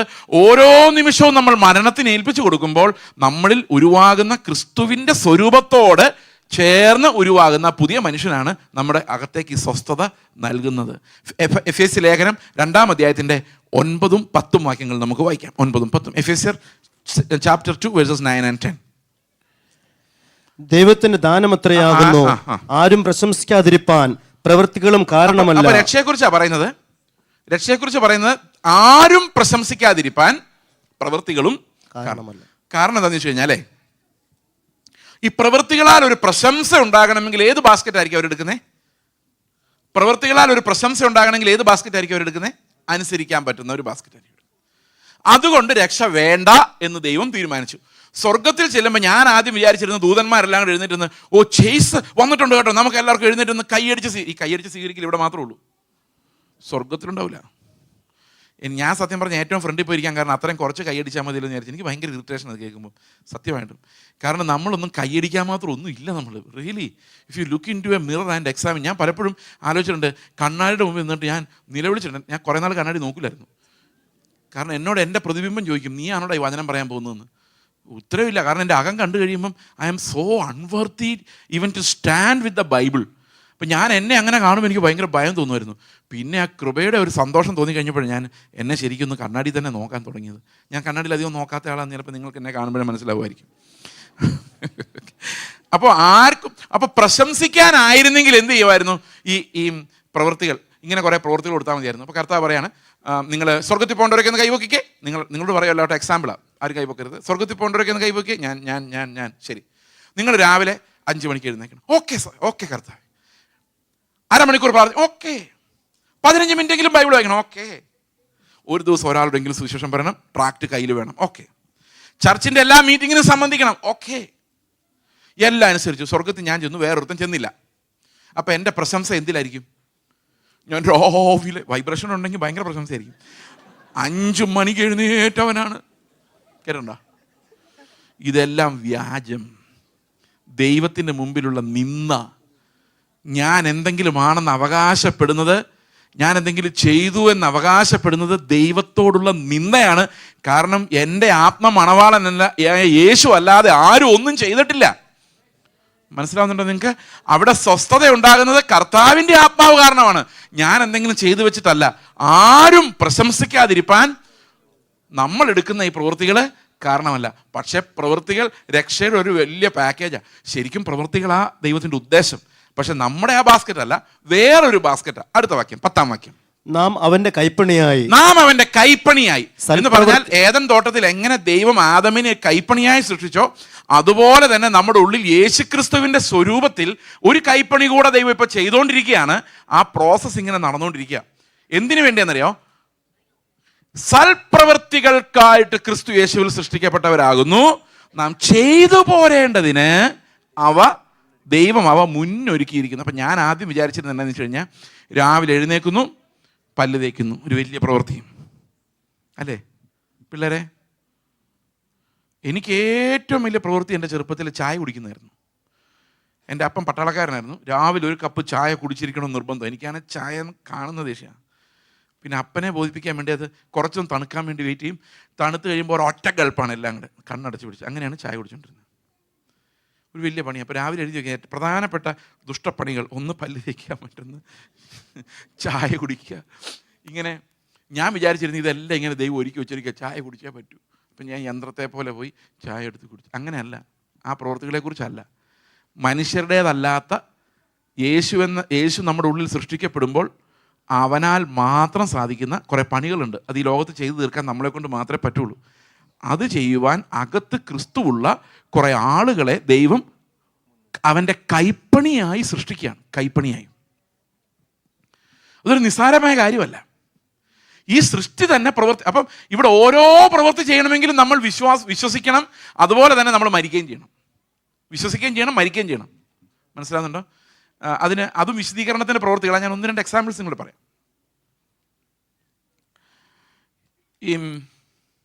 ഒരു ദിവസം ഞങ്ങളുടെ വീട്ടിൽ ഒരു സഹോദരി താമസിക്കാനായിട്ട് വന്നു. താമസിക്കാൻ വന്നത് എങ്ങനെയാണെന്ന് വെച്ച് കഴിഞ്ഞാൽ, അവരൊരു കേരളത്തിലുള്ളൊരു ഡോക്ടർ ഫാമിലിയായിട്ട് ഞങ്ങൾക്ക് വളരെ അടുത്ത ഒരു ബന്ധമുണ്ട്. അപ്പം ഈ ലേഡി ഡോക്ടർ ഭയങ്കര സിമ്പതറ്റിക് അല്ല, ആരെ കണ്ടാലും ഭയങ്കര സിമ്പതിയാണ്. അപ്പോൾ ക്ലിനിക്കിൽ ഒരു സഹോദരി ചെന്നിട്ട് പറഞ്ഞു, ഒരു ലേഡി ചെന്നിട്ട് പറഞ്ഞു, ഞാൻ ചെറുപ്പകാലം തൊട്ടേ ഒരു ഓർഫനേജിലാണ് താമസിച്ചിട്ടുള്ളത്. ആഹാരം കഴിക്കാൻ ക്യൂ, പല്ല് തേക്കാൻ ക്യൂ, ബാത്റൂമിൽ പോകാൻ ക്യൂ, എല്ലാത്തിനും ക്യൂ നിന്ന് ഞാൻ മടുത്തു. എനിക്കൊരു വീട്ടിൽ ഒരാഴ്ച താമസിക്കണമെന്ന് ഭയങ്കര ആഗ്രഹമാണ്. നല്ല ആഗ്രഹമല്ലേ? അപ്പോൾ ഈ ഡോക്ടർ പറഞ്ഞു, ഒരു കാര്യം ചെയ്യ്, നീ എൻ്റെ കൂടെ പോരെ. വിളിച്ചുകൊണ്ട് വീട്ടിൽ പോയി. എന്നാലോചിച്ച് നോക്കി, ഒരു പരിചയമില്ല. വീട്ടിൽ പോയി ഒരാഴ്ച താമസിച്ചു. കഴിഞ്ഞപ്പോൾ ഇവർക്ക് തിരിച്ചു പോകാനൊരു മൂഡൊന്നും ഇല്ല. അവർക്ക് അവിടെ തന്നെ താമസിക്കാൻ ഇഷ്ടം. അപ്പോൾ അവിടെ അവർക്ക് വാടക വീടൊക്കെയാണ്, ആകെ കൺജസ്റ്റഡ് ആണ്. അപ്പോൾ അവർ ഞങ്ങളോട് ഓങ്കോളി വിളിച്ചിട്ട് പറഞ്ഞു, ഒരു സഹോദരി അങ്ങോട്ടൊന്ന് വിട്ടേക്കട്ടെ ചോദിച്ചു. കുറേ നാളത്തേക്ക് ഞങ്ങൾ പറഞ്ഞു വിട്ടേക്കാൻ പറഞ്ഞു. അപ്പോൾ അങ്ങനെ അവർ ഓങ്കോളിലെത്തി. പതുക്കെ ഞങ്ങൾക്കൊരു കാര്യം മനസ്സിലായി. ഇവർ പറയുന്ന ടെസ്റ്റ് മണി കറക്റ്റല്ല. കാരണം ഇവർ പറയുന്ന തമിഴത്തെയാണ്. യാതൊരു അഡ്രസ് പ്രൂഫും ഇല്ല, ആധാർ കാർഡില്ല, ഐഡൻറ്റിറ്റി കാർഡില്ല, ബാങ്കിൽ അക്കൗണ്ടില്ല. അതായത് ആ സഹോദരി, ആ സ്ത്രീ അങ്ങനെ നിൽക്കുന്നതല്ലാതെ വേറെ ഒരു തെളിവില്ല. അവരെന്ത് പറഞ്ഞോ അത് വിശ്വസിക്കുക, അത്രയും മാത്രമേ ഉള്ളൂ. പതുക്കെ ഈ ശ്രീലങ്കയിൽ വർക്ക് ചെയ്തിട്ടുള്ള ഒരു മിഷണറി വന്നപ്പോൾ പറഞ്ഞു, ഇവർ സംസാരിക്കുന്ന തമിഴ് ഇന്ത്യൻ തമിഴല്ല, ഇത് ശ്രീലങ്കൻ തമിഴാണ്. അപ്പം ഞങ്ങൾക്ക് സംശയം, ഇനി വല്ല പുലി വല്ലതാണോ, തമിഴ് പുലി അവിടെ നിന്ന് ചാടിപ്പോകുന്നതാണോ, അതറിയത്തില്ല. അപ്പം ഞങ്ങൾ ഇതെന്ത് ചെയ്യണം, ഇത് ആരാന്നറിയത്തില്ല, ഇവള് പറയുന്നത് സത്യമാണെന്നറിയില്ല. അവസാനം ഞങ്ങളുടെ ഒരു സുഹൃത്ത് അന്വേഷിച്ചപ്പം ഇവള് പറഞ്ഞ സ്ഥലത്ത് ഒരു ഓർഫനേജ് ഉണ്ടായിരുന്നതേ ഇല്ല. ഓർഫനേജ് അടുത്ത കാലത്ത് തുടങ്ങിയത്. ഇവള് പറഞ്ഞ കാലത്തൊന്നും അവിടെ ഒരു ഓർഫനേജ് ഉണ്ടായിരുന്നില്ല. ഇപ്പോൾ ഇവൾ ഓർഫനേജിൻ്റെ ബോർഡ് മാത്രമേ കണ്ടിട്ടുള്ളൂ. അപ്പോൾ ഇതെന്താണ് ഇവളെന്ന് അറിയാൻ ഒരു വഴിയില്ലാതിരിക്കുമ്പോഴാണ് ഒരു ഫോൺ കോൾ വരുന്നത്. ഇവളെ പെണ്ണ് കാണാൻ ഒരാൾ വരുന്നുണ്ടെന്ന്. അത് കൊള്ള ഐഡിയ. അപ്പോൾ ഞങ്ങൾ വിചാരിച്ചു അയാൾക്ക് വല്ലതും അറിയാമായിരിക്കും, എന്നാൽ വരട്ടെ, ഇവനെ ഇവിടെ ഇട്ട് പിടിക്കാം, ഓങ്കോളല്ലേ, ആന്ധ്രയിലല്ലേ, വരട്ടെ എന്ന് വിചാരിച്ചു. അപ്പോൾ അയാൾ ഓഗസ്റ്റ് എന്ന് തോന്നുന്നു, അത് ഏതോ ഒരു മാസം 2-ാം തീയതി മറ്റോ വരുമെന്ന് പറഞ്ഞു. ഒരു 3 ദിവസം മുമ്പ് വിളിച്ച് പറഞ്ഞു, ഞാൻ വരത്തില്ല. ഇവിടെ വയലൻ്റായി ബോധം കെട്ട് വീഴുന്നു. ഞങ്ങൾ വെള്ളം തെളിക്കുന്നു, എഴുന്നേറ്റ് വരുന്നു, പിന്നെയും ബോധം കെട്ട് വീഴുന്നു. അവസാനം ഞങ്ങളുടെ പിള്ളേരും ഞങ്ങളുടെ ചർച്ചിലുള്ള 2 സഹോദരങ്ങളൊക്കെ ഉണ്ടായിരുന്നു. അവരെല്ലാം കൂടെ ഇവിടെ എടുത്ത് ഒരു കട്ടിലേക്ക് കൊണ്ടൊക്കെ കിടത്തി, ബോധമില്ല. അപ്പോൾ ഞങ്ങൾ വിചാരിച്ച് എന്ത് ചെയ്യും എന്ന് വിചാരിച്ചപ്പോൾ അവൾ പെട്ടെന്ന് ചാടി ഞങ്ങൾ വെളിയിലോട്ടിറങ്ങിലും കുറ്റിയിട്ടു, ഡോറിൻ്റെ കുറ്റിയിട്ടു. ഞങ്ങളുടെ പിള്ളേർ പോയി വിൻഡോ ഒക്കെ നോക്കുമ്പം ഫാനിൽ കുരുക്കിടുക ചാകാൻ വേണ്ടി. ഞങ്ങൾ വാതിൽ ഇടിച്ചു തുറന്ന്, അന്നേരം മനസ്സിലായി തടി കൊണ്ട് ചില പ്രയോജനങ്ങളൊക്കെ ഉണ്ട്. ഇടിച്ച് തുറന്ന് അകത്ത് കയറി താഴെ ഇറക്കി കിടത്തി കഴിഞ്ഞപ്പോൾ അവൾക്ക് അപ്പം തന്നെ കേരളത്തിൽ പോകണം. അപ്പം ഞാൻ അവളോട് പറഞ്ഞു, നീ കേരളത്തിൽ പോകുമ്പോൾ അവൻ ഗുണമില്ലാത്തവനാണെങ്കിൽ നിൻ്റെ ജീവിതം ഇതോടെ തീരും. ഇനി അവൻ നല്ല പയ്യനാണെങ്കിൽ നിന്നെപ്പോലൊരു പെണ്ണ് അവനെ അന്വേഷിച്ച് എന്നാൽ അവൻ്റെ ജീവിതം ഇതോടെ തീരും. അതുകൊണ്ട് നീ ഇവിടെ ഇരിക്കും, ഞങ്ങളൊന്ന് അന്വേഷിക്കട്ടെ എന്ന് പറഞ്ഞു. അവൾ എന്ത് ചെയ്താൽ സമ്മതിക്കില്ല. രാത്രി ഇറങ്ങി ഓട്ടോ വിളിച്ച് റെയിൽവേ സ്റ്റേഷനിലേക്ക്, ഞാനും എൻ്റെ ഭാര്യയും ബൈക്കിൽ പുറകെ റെയിൽവേ സ്റ്റേഷനിലേക്ക്. അവിടെ ചെന്ന് റെയിൽവേ സ്റ്റേഷനിൽ ഇത് 3 ട്രെയിനുണ്ട് കേരളത്തിലേക്ക്. ഇവളോട് ഞാൻ അവളുടെ പ്ലാറ്റ്ഫോമിൽ ആ ബെഞ്ചിലിരുന്നു. ഞാൻ അവളുടെ മുമ്പിൽ മുട്ടുകുത്തി നിന്നു. എൻ്റെ ഭാര്യ അടുത്തിരിപ്പുണ്ട്. ഞാൻ അവളുടെ മുമ്പിൽ മുട്ടുകുത്തിന്ന് പറഞ്ഞു, ജീവിതം നശിപ്പിക്കരുത്, നീ ഇവിടെ തന്നെ താമസിക്കുക, നമുക്ക് പരിഹാരം ഉണ്ടാക്കാം. അവൾ പറഞ്ഞു, നോ ഞാൻ പോയേ പറ്റുള്ളൂ എന്ന് പറഞ്ഞു. അവൾ ഇറങ്ങിപ്പോയി, ട്രെയിനിൽ കയറിപ്പോയി. അപ്പം ഞാൻ ഇങ്ങോട്ട് വിട്ട കുടുംബത്തെ വിളിച്ചിട്ട് പറഞ്ഞു, അവൾ പോയി കേട്ടോ എന്ന് പറഞ്ഞു. അപ്പോൾ അവർ പറഞ്ഞു, നമ്മൾ നോക്കാവുന്നിടത്തോളം എല്ലാം നോക്കി, അവൾ പറഞ്ഞതെല്ലാം കളവായിരുന്നത് കൊണ്ട് അവളുടെ ഇഷ്ടത്തിന് പോയിക്കോട്ടെ എന്ന് പറഞ്ഞു. ഞാൻ പറഞ്ഞു, ഒരു കാരണവശാലും ഇനി അവളെ എൻ്റെ വീട്ടിൽ കയറ്റില്ല. കാരണം ഇനി വീട്ടിൽ കയറ്റിയ റിസ്ക്കാണ്. എന്താ കാര്യം എന്ന് വെച്ച് കഴിഞ്ഞാൽ, എങ്ങാനും മരിച്ചാൽ, ആത്മഹത്യ വല്ലതും ചെയ്താൽ. മിഷണറിയുടെ വീട്ടിൽ അജ്ഞാത യുവതിയുടെ ജഡം. ഈ ആന്ധ്രയിലെ ജയിലിൽ ഗോതമ്പുണ്ടയാണോ എന്താണെന്ന് അറിയാൻ മേലെങ്കിലും ഇപ്പം നിങ്ങളോട് പ്രസംഗിക്കാൻ ഞാൻ ഇവിടെ ഉണ്ടാകുമായിരുന്നോ അതോ അവിടെ കിടക്കുമായിരുന്നോ ഒന്നും അറിയത്തില്ല. ഞാൻ പറഞ്ഞു, ഇനി റിസ്ക് എടുക്കുന്ന പരിപാടിയില്ല. അല്ലേ, നാച്ചുറൽ മാൻ അങ്ങനെയാണ്, പേടിയാണ്, അവൻ എല്ലാത്തിനും പേടിയാണ്. നാച്ചുറൽ മാൻ, അതായത് നമ്മൾ ക്രൂശിൽ വിട്ടുകൊടുക്കാത്ത പഴയ മനുഷ്യനുണ്ടല്ലോ, സകലതിനെയും പേടിക്കുന്നവനാ. ഞാൻ തിരിച്ച് വീട്ടിലോട്ട് ചെന്നു. ഞാൻ എൻ്റെ ഭാര്യയോട് പറഞ്ഞു, ഇങ്ങനെയുള്ളവർ ഇനി വീട്ടിൽ കയറ്റത്തില്ല. ഞാൻ പോയി വീട്ടിൽ നിന്ന് പ്രാർത്ഥിക്കാൻ വേണ്ടി മുട്ടിലേക്കിരിക്കലും കർത്താവിൻ്റെ ശബ്ദം എൻ്റെ കാതിൽ വന്ന് പറഞ്ഞു, ഇനി മേലാൽ നീ അമേസിങ് ഗ്രേസ് എന്ന പാട്ട് പാടരുത്. ഞാൻ വേർത്തു. ഞാൻ പറഞ്ഞു, കർത്താവ് എന്തോ നീ പറയുന്നത്? നീ ചെയ്തതിനകത്ത് അമേസിങ്ങും അല്ല ഗ്രേസും ഇല്ല എന്ന് പറഞ്ഞാൽ ആശ്ചര്യവുമില്ല കൃപയുമില്ല. ഞാൻ ഉടനെ എൻ്റെ ഭാര്യയോട് പറഞ്ഞു, നമുക്ക് ഡോർ അടയ്ക്കാൻ അവകാശമില്ല. കാരണം രാജാവ് കർത്താവാണെങ്കിൽ ഡോർ അവന് മാത്രമേ അടയ്ക്കാൻ പറ്റുള്ളൂ. അവിടെ മരിക്കുന്ന ഗോതമ്പുണ്ട തിന്നാനും ജയിലിൽ പോകാനും തയ്യാറാണെങ്കിൽ മാത്രമേ എനിക്ക് യേശു ചെയ്യുമായിരുന്ന പ്രവൃത്തിയിലോട്ട് പോകാൻ പറ്റുള്ളൂ. അപ്പം എൻ്റെ മുമ്പിൽ ആത്മാവ് വെക്കുന്ന ചലഞ്ച് എന്താണെന്ന് വെച്ച് കഴിഞ്ഞാൽ, you want Christ or you want comfort. ഞാൻ ഉടനെ അവരെ ഫോൺ ചെയ്തിട്ട് പറഞ്ഞു, അവൾക്ക് എന്തെങ്കിലും പ്രോബ്ലം ഉണ്ടെങ്കിൽ നേരെ തിരിച്ചിങ്ങ് പറയാൻ പറഞ്ഞപ്പോഴാണ് എൻ്റെ ഉള്ളിൽ ആ സ്വസ്ഥത ഉണ്ടായത്. ഇപ്പോൾ കർത്താവ് പക്ഷെ അവളെ വിട്ടില്ല. കാരണം നമുക്ക് താങ്ങാനാവാത്ത പരീക്ഷകൾ ഒരിക്കലും ദൈവം തരുന്നില്ല. അത് ആദ്യം നമ്മൾ മനസ്സിലാക്കേണ്ട ഒരു പാഠം. നമ്മുടെ പേടി എന്താണെന്ന് ചോദിച്ചു കഴിഞ്ഞാൽ, ഇങ്ങനെയൊക്കെ ഡോർ തുറന്നിട്ടാൽ ആളുകളെല്ലാം വന്ന് ഇടിച്ചു കയറാൻ തുടങ്ങിയാൽ നമ്മുടെ വീടിൻ്റെ സ്ഥിതി എന്താവുമെന്ന നമ്മുടെ പേടി. പക്ഷേ പ്രിയ സഹോദരങ്ങളെ, ഒരു അപ്പൻ സ്വർഗത്തിലുണ്ടെങ്കിൽ അവനാ തീരുമാനിക്കുന്നത് ആര് വരണം ആരെ വിടണം. അവന് ഗേറ്റ് അടയ്ക്കാനും തുറക്കാനും അറിയാവുന്ന ദൈവമാണ്. അതുകൊണ്ട് അവനാണ് രാജാവെങ്കിൽ അവിടെ ഒരു പ്രവൃത്തി ഉണ്ടാകണമെങ്കിൽ, ആ ദൈവത്തിന് ബ്യൂട്ടിഫുള്ളായ വിശ്വാസത്തിൻ്റെ ഒരു പ്രവൃത്തി ഉണ്ടാകണമെങ്കിൽ ഞാൻ എൻ്റെ യുക്തികളോട് മരിക്കണം. That's very difficult. Die to our own reasoning ability. കാരണം ആ പഴം നമുക്ക് തന്ന ഏറ്റവും വിശിഷ്ടമായ എബിലിറ്റി എന്ന് പറയുന്നത് റീസൺ ചെയ്യാൻ, യുക്തിയോടെ ചിന്തിക്കാനുള്ള നമ്മുടെ ഫാക്കൽറ്റിയാണ്. അതിനോട് മരിക്കുമ്പോഴാണ് ദൈവത്തിൽ നിന്നുള്ള ശബ്ദങ്ങൾ നമുക്ക് കേൾക്കാൻ പറ്റുന്നത്. പക്ഷെ ഒരു കാര്യമുണ്ട്, ഒറ്റയടിക്ക് ആരും മരിക്കുന്നില്ല. It takes years and years to experience that death. അത് നമ്മുടെ നമ്മുടെ വിശ്വാസത്തിൽ നമുക്ക് ഇപ്പം തന്നെ അറിയാമായിരിക്കാം. പക്ഷെ നമ്മുടെ ജീവിതത്തിൽ ആ മരണവും ജീവനും, യേശുവിൻ്റെ മരണത്തോടുള്ള കൂട്ടായ്മയും അവൻ്റെ പുനരുത്ഥാനത്തോടുള്ള കൂട്ടായ്മയും അവൻ്റെ നീതിയുടെ അവകാശവും അവൻ്റെ സ്വസ്ഥതയും നമ്മൾ അനുഭവിക്കണമെങ്കിൽ ടേക്സ് ടൈം. കാരണം ആ മരണത്തിൻ്റെ പങ്കാളിത്തം will grow in us and ജീവൻ്റെ പങ്കാളിത്തം will also grow in us. ഇത് പലപ്പോഴും നമ്മളെ മരണഭയം, രണ്ട് ഭയങ്ങളാണ് നമ്മുടെ സ്വസ്ഥത ഇല്ലാതാക്കുന്നത്. അതിലൊന്ന് മരണഭയമാണ്, മറ്റേ ജീവിക്കുന്നത് എങ്ങനെയെന്നുള്ള പേടിയാണ്. ഞാൻ ഇന്നലെ നിങ്ങളോട് പറഞ്ഞത് പൊതുവെ ജീവൻ്റെ ഭയത്തെക്കുറിച്ചാണ്. ഞങ്ങളുടെ ഉള്ളിൽ നിന്ന് മരണഭയം നീക്കാൻ വേണ്ടി കർത്താവ് ഇപ്പോഴും ചെയ്തുകൊണ്ടിരിക്കുന്ന പരിശ്രമങ്ങളുണ്ട്. പൂർണ്ണമായിട്ടും പോയിട്ടില്ല മരണഭയം. കാരണം നാളെ ഒരുത്തൻ തോക്ക് ചൂണ്ടി നിന്നെ കൊല്ലാൻ പോകുമെന്ന് പറഞ്ഞ് പെട്ടെന്ന് അറിയാൻ മേല നീ ഭയം വരുമെന്ന്. കാരണം നമുക്കൊന്നും നമ്മുടെ ജീവിതത്തിൽ ഒരു സെക്യൂരിറ്റിയും ഒരു ഉറപ്പും പറയാൻ പറ്റില്ല. നിങ്ങൾക്ക് പറയാൻ പറ്റുമോ എനിക്കിനി മരണഭയം ഉണ്ടാവില്ല എന്ന്? പറയാൻ പറ്റില്ല. ചിലപ്പോൾ നാളെ ഉണ്ടായേക്കാം. കാരണം നമ്മളെല്ലാം ബലഹീനർ. ആ സമയത്ത് ദൈവം കൃപ തന്നെങ്കിൽ അതിനെ ജയിക്കാൻ നമുക്ക് പറ്റുള്ളൂ. So we are all humble before the Lord. എനിക്കിങ്ങനെ ക്ലെയിം ചെയ്യാൻ പറ്റില്ല, ഞാൻ മരണം വന്നാലൊന്നും കരയൂല ബ്രദറെ എന്ന് പറഞ്ഞാൽ ചിലപ്പോൾ ഞാൻ കരയുന്നത് തന്നെ നിങ്ങൾ കാണും. മനസ്സിലാകുന്നുണ്ടോ? വലിയ തീരുമാനം എടുക്കുന്നവരൊക്കെ പൊളിഞ്ഞ് പാളീസാവുന്നതിൻ്റെ കാരണം ദൈവം അങ്ങനെയുള്ള പ്രവൃത്തികളിലല്ല സന്തോഷിക്കുന്നത്. അപ്പൻ എന്ന രീതിയിൽ അവനെ വിശ്വസിക്കുന്നതിനാണ് സന്തോഷിക്കുന്നത്. ഞാൻ ഒരു എക്സാമ്പിൾ ഞാൻ നിങ്ങളോട് പറയാം.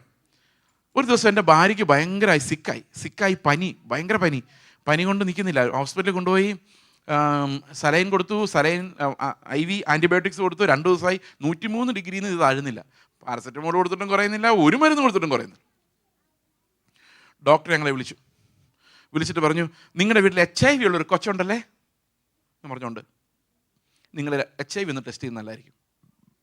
കാരണം ഞാൻ അറിയുന്ന മരുന്ന് കൊടുത്ത് നോക്കിയിട്ടും ഇത് കുറയുന്നില്ല. എൻ്റെ ഹൃദയത്തിനകത്തോടൊരു ഇടിവാള് കടന്നുപോയി. അത് കടന്നു പോകാനൊരു കാരണമുണ്ട്. ഒരാഴ്ച മുമ്പ് എൻ്റെ ഭാര്യ ഒരു സ്വപ്നം കണ്ടായിരുന്നു.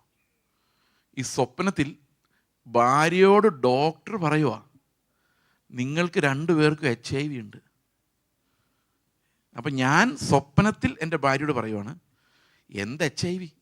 ഏത് HIV വന്നാലും 15 വർഷം 20 വർഷമൊക്കെ ജീവിക്കും. അത്രയും നാളും കർത്താവിന് വേണ്ടി ജീവിച്ചിട്ട് നമുക്ക് മരിക്കാം. സ്വപ്നത്തിലാട്ടോ, നേരിട്ടല്ല. അപ്പം ഭാര്യ വളരെ വിഷമിച്ചുകൊണ്ട് പറയുവാണ്, ഇങ്ങനെയാണ് സ്വപ്നം കണ്ടത്, നിങ്ങളുടെ പിള്ളേർക്കില്ല, നിങ്ങൾക്ക് 2 പേർക്കും ഉണ്ട് എന്ന് പറഞ്ഞു.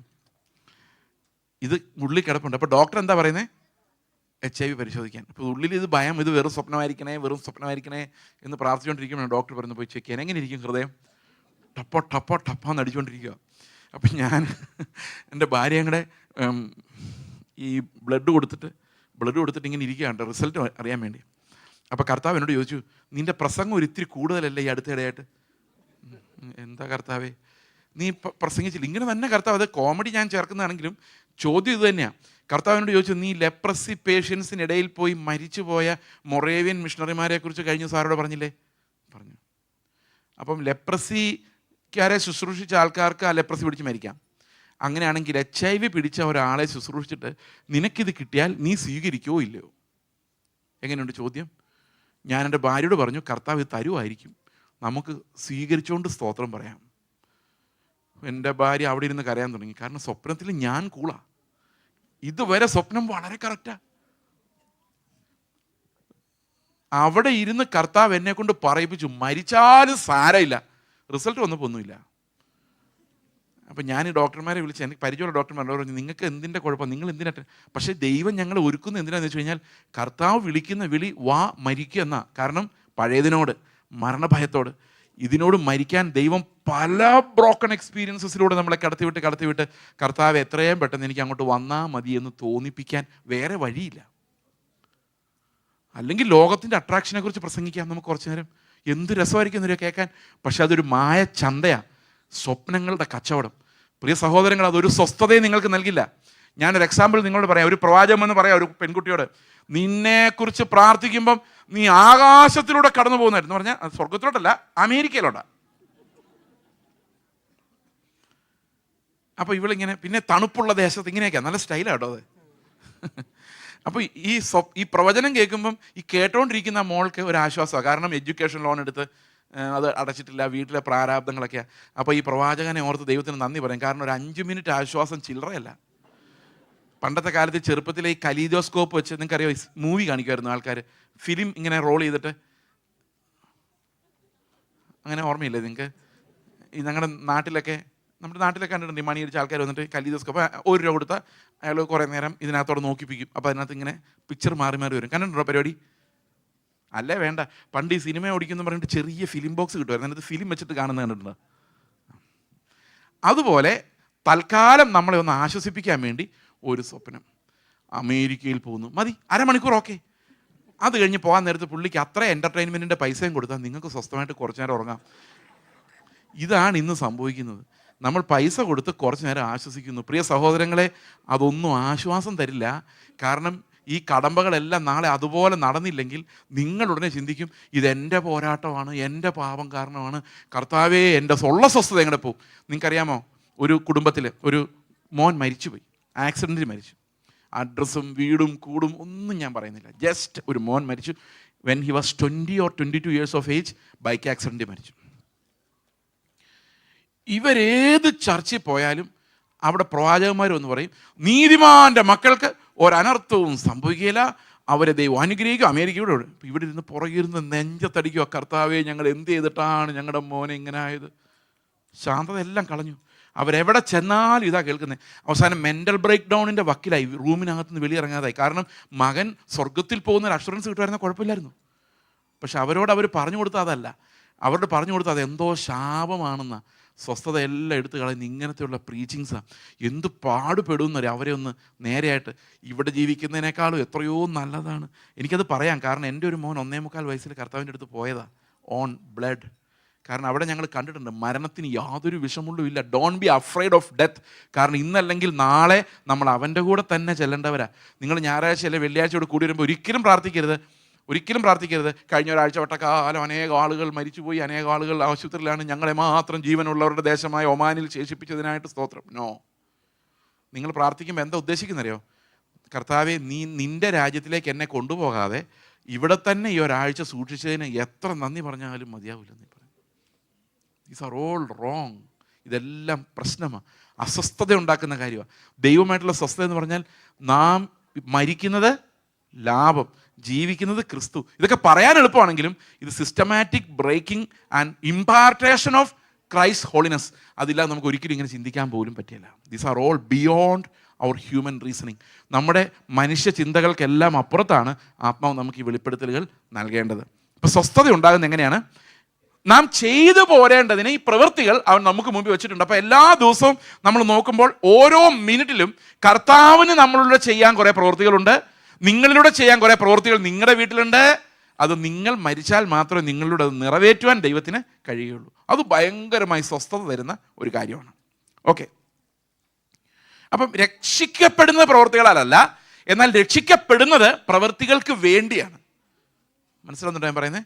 പ്രവൃത്തികൾ ഉണ്ടാകുന്നില്ലെങ്കിൽ നിങ്ങൾ രക്ഷിക്കപ്പെടുന്ന രക്ഷ ശരിയായ രക്ഷയല്ല. കാരണം ഇങ്ങനെയാണത് പറയുന്നത്, if we are saved by faith alone but not by a faith that comes alone. മനസ്സിലാവുന്നുണ്ട് എന്താണ്? നിങ്ങൾ വിശ്വാസത്താൽ മാത്രമാണ് രക്ഷിക്കപ്പെട്ടിരിക്കുന്നത്, എന്നാൽ ഒറ്റയ്ക്ക് വിശ്വാസം മാത്രമായി വരുന്നില്ല, അതിൻ്റെ കൂടെ നമുക്ക് വേണ്ടി മുന്നൊരുക്കി വെച്ച പ്രവൃത്തികൾ കൂടെ വരുന്നുണ്ട്.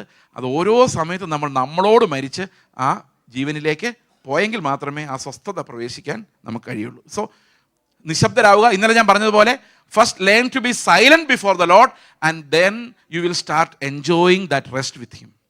ഓക്കെ, ഇനി പ്രധാനപ്പെട്ട ഒരു കാര്യവും കൂടെ ഉണ്ട്. ഒരു കാര്യമല്ല, ഒത്തിരി കാര്യങ്ങളുണ്ട്. എനിക്ക് ഈ വിശദീകരണത്തെക്കുറിച്ചുള്ള മുഴുവൻ ഞാൻ കഴിഞ്ഞ ദിവസം ഇങ്ങനെ ചിന്തിക്കായിരുന്നു. 3-4 ദിവസം കൂടെ ഉണ്ടല്ലോ, അപ്പോൾ ഒരുവിധമൊക്കെ തീർക്കാം. പക്ഷേ പിന്നെ മണിക്കൂറുകൾ ആലോചിക്കുമ്പോഴാണ് ഇത് വളരെ ലിമിറ്റഡ് ടൈമുള്ളൂ. അതുകൊണ്ട് we are going to the second part, second mark of righteousness, അതായത് ഹോളിനെസ്. വിശുദ്ധീകരണത്തിൻ്റെ രണ്ടാമത്തെ അടയാളം. നമുക്ക് ഒന്നാമത്തെ എന്തായിരുന്നു? നിങ്ങൾ രണ്ടാമത്തെ എന്ന് പറഞ്ഞല്ലോ. ഒന്നാമത്തെ എന്താണെന്ന് മറന്നുപോയ പിന്നെ രണ്ടാമത്തെ കാര്യമില്ല. എന്താ ഒന്നാമത്തെ? ദൈവമായിട്ടുള്ള സ്വസ്ഥത. If you are enjoying that ശബത്ത് ടുഡേ, നിങ്ങൾ ഇന്ന് അവൻ്റെ ശബത്തിലേക്ക് പ്രവേശിച്ചിട്ടുണ്ടെങ്കിൽ, ആ ഹൃദയനുറുക്കം അനുഭവിക്കാൻ പറ്റുന്നുണ്ടെങ്കിൽ, നിങ്ങൾ ആ വിശുദ്ധീകരണത്തിലേക്ക് കടന്നു കഴിഞ്ഞു. വിശുദ്ധീകരണത്തെക്കുറിച്ച് ബൈബിളിൽ രണ്ടാമത് കാണുന്നത്, ഉൽപ്പത്തി പുസ്തകം മുഴുവനും ഈ കർത്താവ് അവരുടെ കൂടെ ഇറങ്ങി ഹാനോക്ക് ഈ ദൈവത്തിൻ്റെ കൂടെ നടന്നു, അല്ലേ? സ്വസ്ഥത അനുഭവിച്ചു. അപ്പോൾ സ്വസ്ഥത അനുഭവിച്ച കുറേ ഇൻഡിവിജ്വൽസ് ഉണ്ടായിരുന്നു, എല്ലാവരും അനുഭവിച്ചില്ല. വിശ്വാസത്താൽ നീതീകരണം പ്രാപിച്ചവരെന്ന് എബ്രായ ലേഖനത്തിൽ പറഞ്ഞിരിക്കുന്ന അവരെല്ലാവരും ഈ സ്വസ്ഥതയിൽ പ്രവേശിച്ചത്. ഹാബേൽ തൊട്ട് ഉള്ള വിശുദ്ധന്മാരുടെ സംഘം മുഴുവൻ ദൈവവുമായി സ്വസ്ഥതയിലായിരുന്നു. ഹാനോക്കും ആ സ്വസ്ഥതയാണ് അനുഭവിച്ചത്. എന്നാൽ പഴയ നിയമത്തിൽ അനുസരണമില്ലാതിരുന്ന ആ ജനത്തിന് ആ സ്വസ്ഥത അനുഭവിക്കാൻ കഴിഞ്ഞില്ല.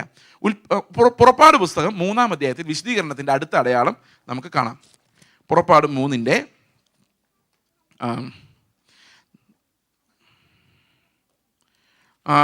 2-ാം വാക്യം.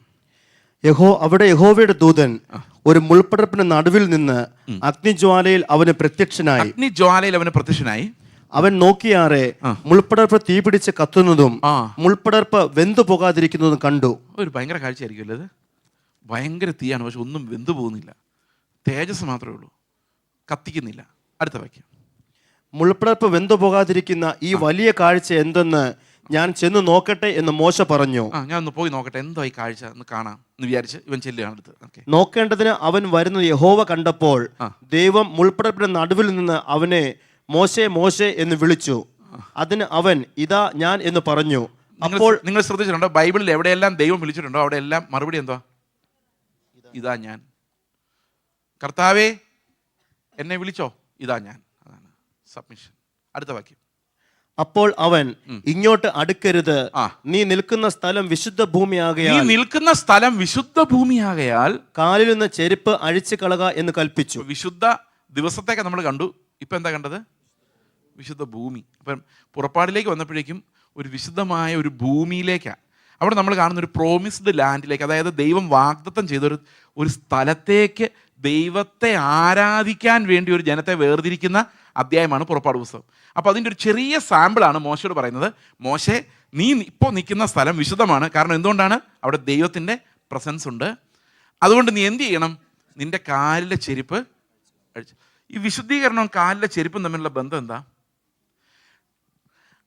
ബാഹ്യമായി നോക്കിക്കഴിഞ്ഞാൽ വളരെ എളുപ്പത്തിൽ നമുക്ക് മനസ്സിലാക്കാം. നിങ്ങൾ എത്ര പേര് ചെരുപ്പിട്ടുണ്ടകത്ത് കയറിയിട്ടുണ്ട്?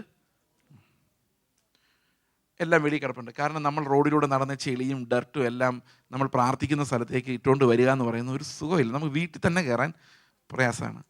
അതുകൊണ്ടാണ് നമ്മളത് മാറ്റിയ. ബാഹ്യമായി നോക്കിക്കഴിഞ്ഞാൽ അതിനൊരു ക്ലെൻലിനെസ്സിൻ്റെ എലമെൻ്റ് ഉണ്ട്.